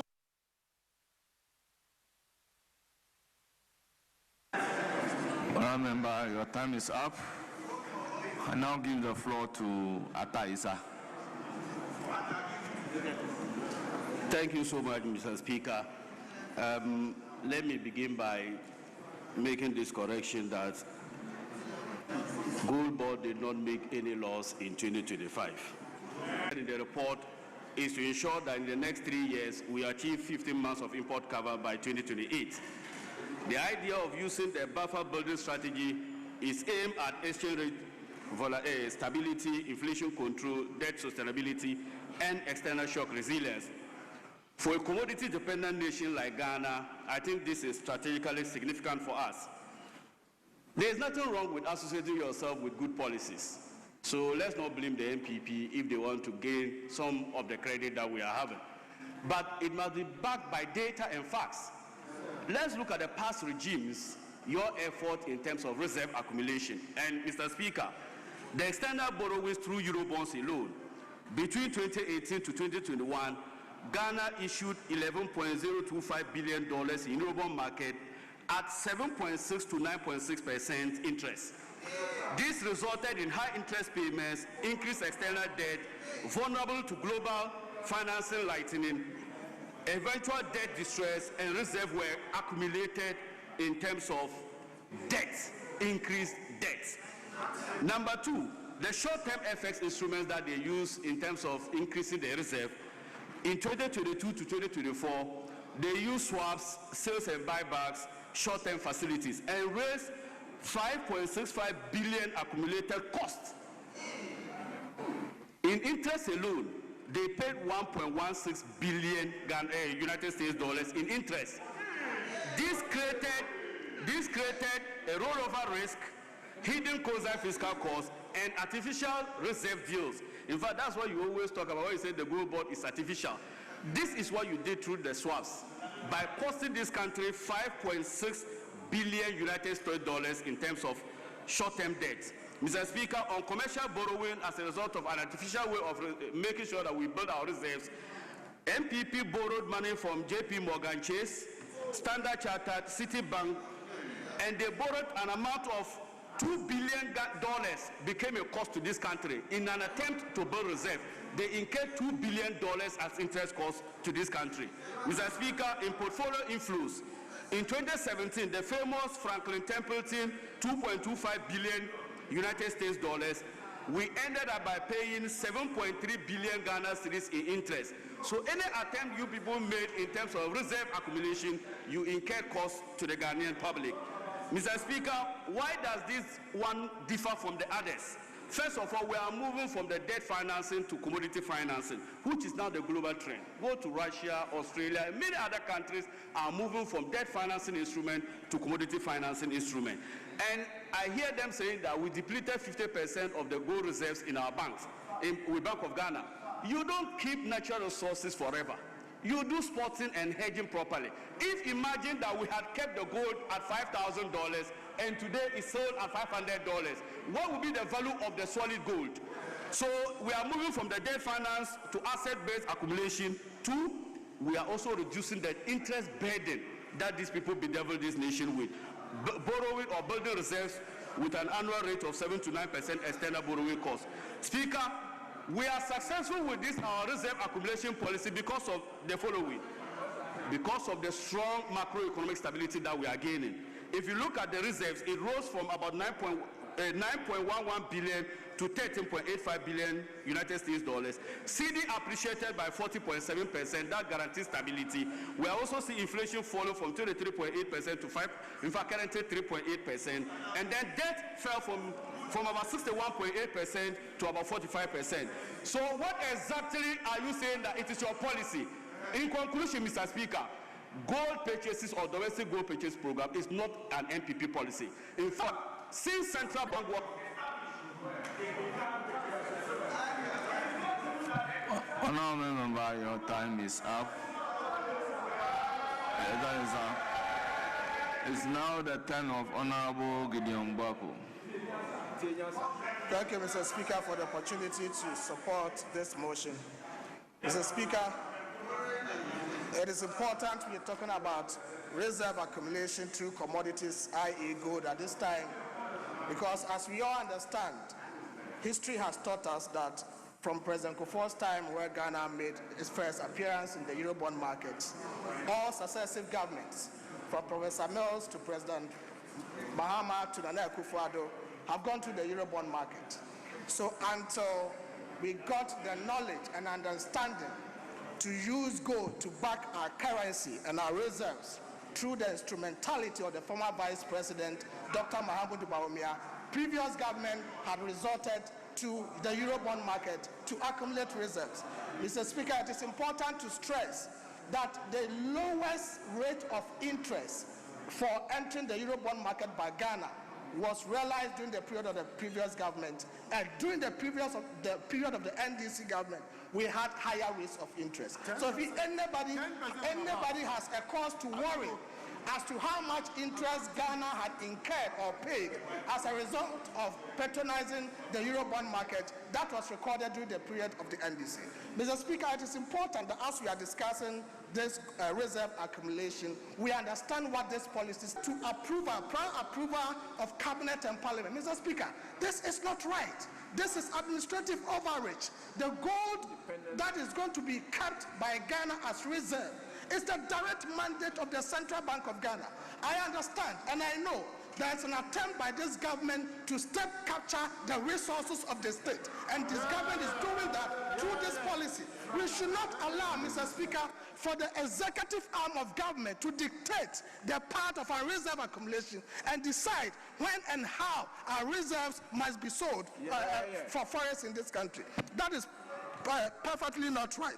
Mr. Speaker, it is also important that as we talk about this whole document from page 1 to the end, when you go to the content, it allocates costs and benefits to be treated under page 19 and 20. Mr. Speaker, I have gone through this document. There is not a single mention of how much this is going to cost the people of Ghana. We need to know. And Mr. Speaker, come to think of it, who is talking about reserve accumulation? There is a tree autography that Kwatrikwaso Bema Wontoma, TND, to wait. If the naked man promises you a clothes, you need to listen to the name of that. This government, this very government, came to meet reserves of over $9 billion. They came to meet gold accumulation reserve of over 32 tons. They sold 18 tons plus $10 billion of gold through gold board. That adds up to 12 to 13 billion dollars. Mr. Speaker, out of this 10 to 13 billion dollars, only 4 billion is realized in our reserves. Only $4 billion is added to our reserves. Where is the gold? Where is the forest? Where is the reserves? So today, if you come back to tell us that we should give you mandate to buy gold for reserves, what is the trust? Where is the credibility? The ones you can.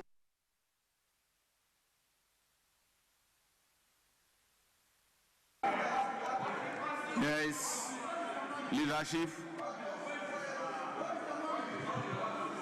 Mr. Speaker, will you to Senior Honorable Kobe?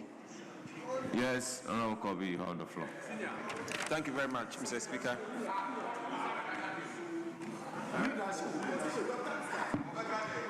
Thank you, Mr. Speaker, for this opportunity. Mr. Speaker, I believe that this program, rightly as said, is an MPP program that the NDC is trying to capture and claim and also hide their own inefficiencies in this program. Mr. Speaker, first and foremost, we all know what has gone on with this program under the NDC, with the large losses of over $240 million to the state. Mr. Speaker, one key area that I want to dwell on is the issue of the sourcing program. First and foremost, we are told about bonuses and discounts. And the question I want to ask on this program is, why is government paying discounts and bonuses? First and foremost, if anybody is buying gold from any market, all you do is that the person paying money because he's buying large quantities is giving a discount, more as a profit.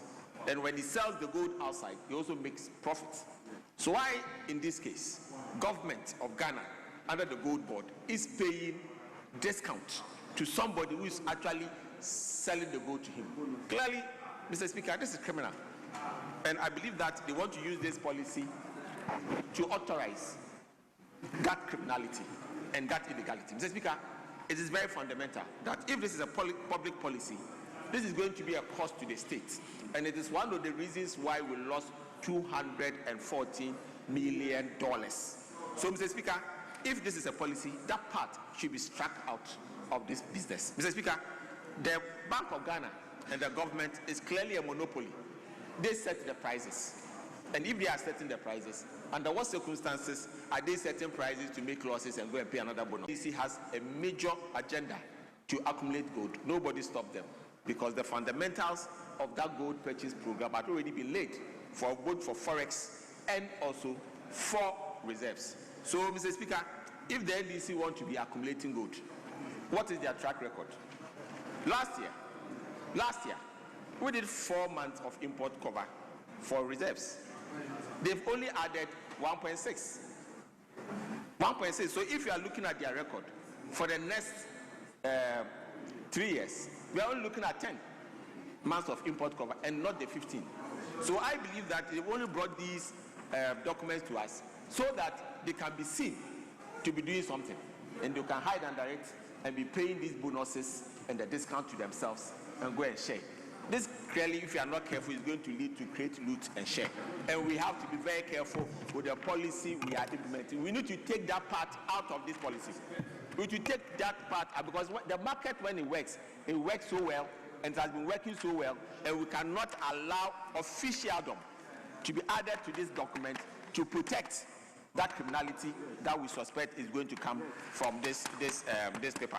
So, Mr. Speaker, as for policy, we know that the governor of Bank of Ghana has the right in determining monetary policy.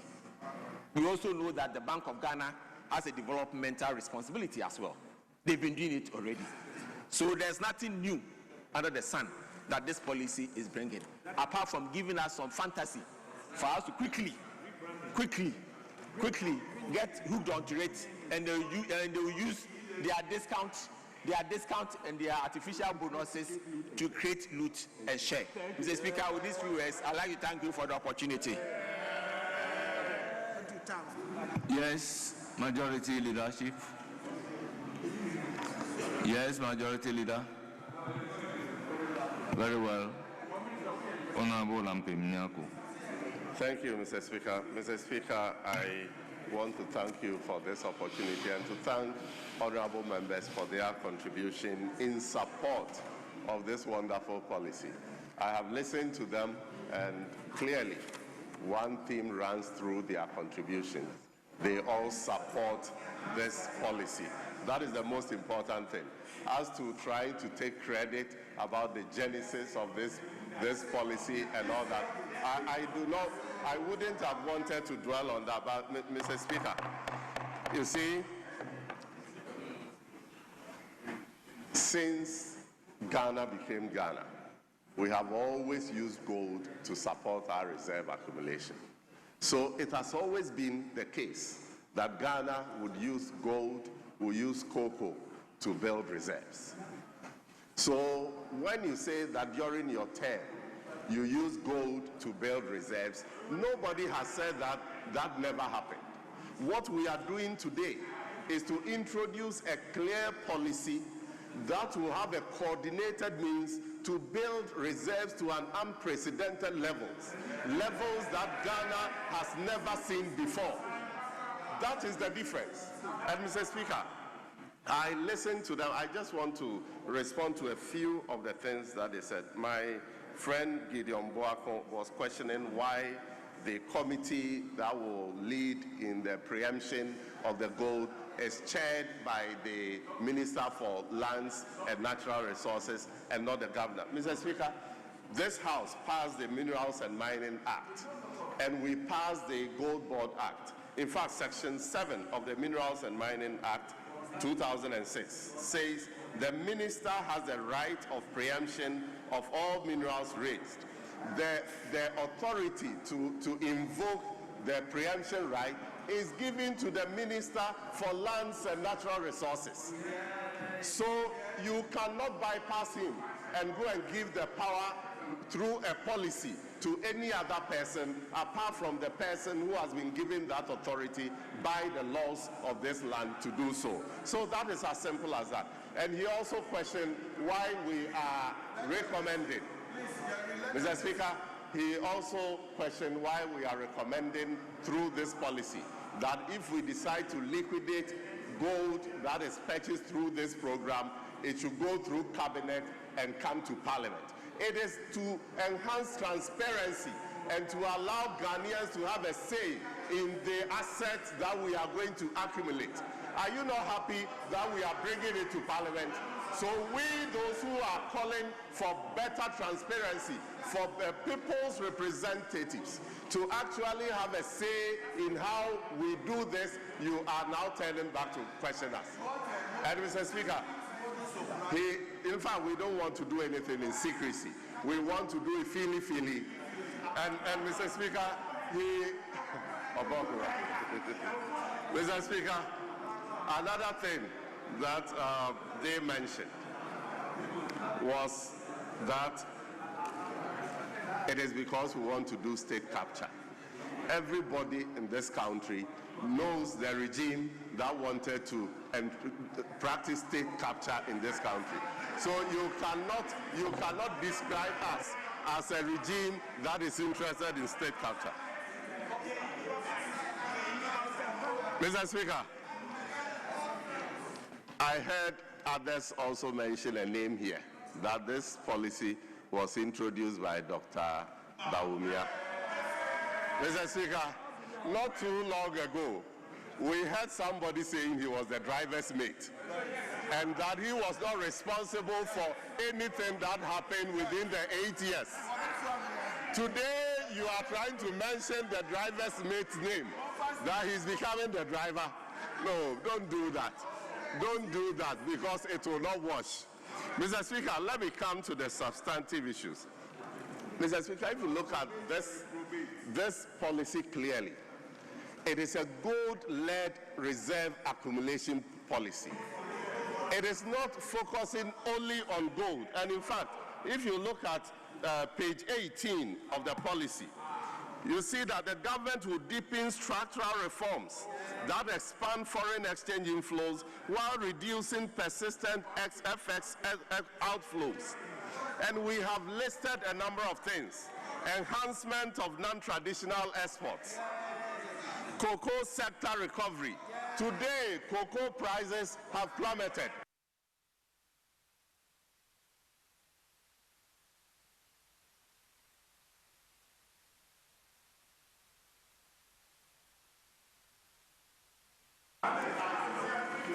Honorable Deputy Minister, your time is up. No, leadership. Mine is not 5 minutes. Leadership. Mr. Speaker, Honorable member, your time is up.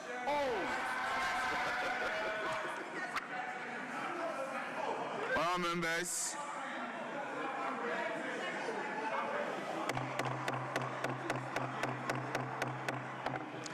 honorable members, at the conclusion of the debate, the question is, as many as are in favor of the motion say aye. Those against say no.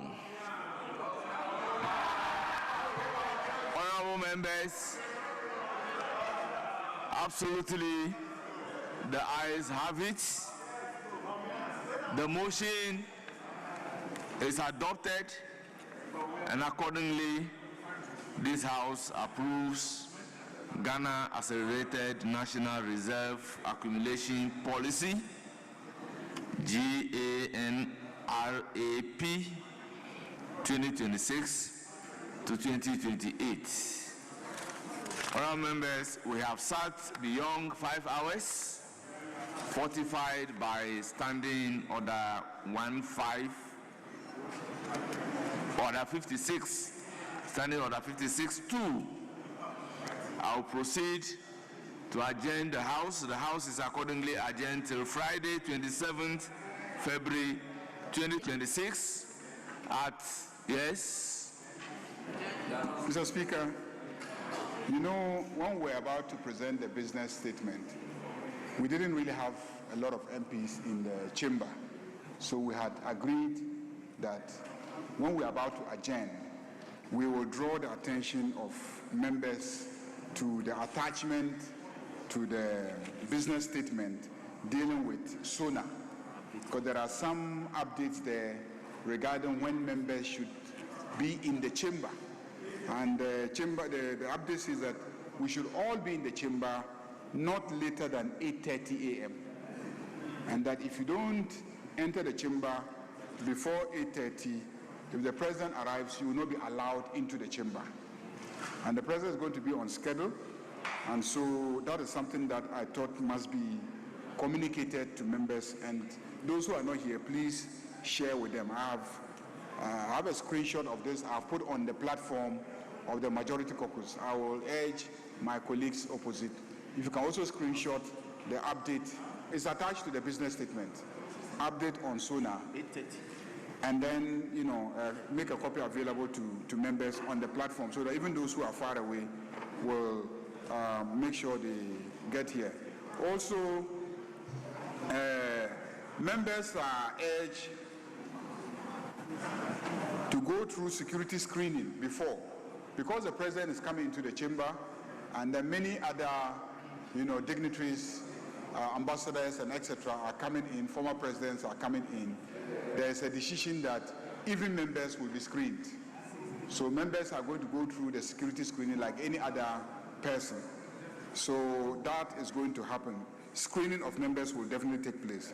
And then also the parking of vehicles. Where we normally park our vehicles, that's the MP's car park, will not be available. If you all recall, that's when the security agencies rehearse and then finally, troop to the frontage of the chamber block for the guard of honor. So that park will not be available. You're all entreated to park at the space by the member center. The space by the member center. That's where the tent is, so we should all park there. And then also the speaker's lobby. The speaker's lobby is out of coverage area tomorrow. No member of parliament is permitted into the speaker's lobby tomorrow. It's just the speaker's lobby tomorrow. So please, let's not allow members to, members should take note that the speaker's lobby, where the speaker meets and then proceeds into the chamber, that area is out of coverage area for all members of parliament tomorrow. I think those are the main guidelines for tomorrow, and I thought to communicate this before you adjourn the House. Thank you, Mr. Speaker. Yes. Thank you, Mr. Speaker. Majority Leader, if you say members should be seated by 8:30, then that needs to be communicated to the Marshal Department so that they will actually open the chamber early so that members will actually come and sit. But Mr. Speaker, Majority Leader, but Majority Leader, if you are saying we should do all this preparation and all this arrangement for the state of the nation, we already know the state of the nation, that there is haircut to cocoa farmers, that there is unemployment, that we are suffering in this current, that's the current state of the economy. So the electricity prices are skyrocketing, people cannot buy electricity, and all that. So I don't think there are... You are completely out of order. If we are inviting the cocoa farmers tomorrow... The House is accordingly adjourned till Friday, 27 February 2026 at 8:30 in the forenoon.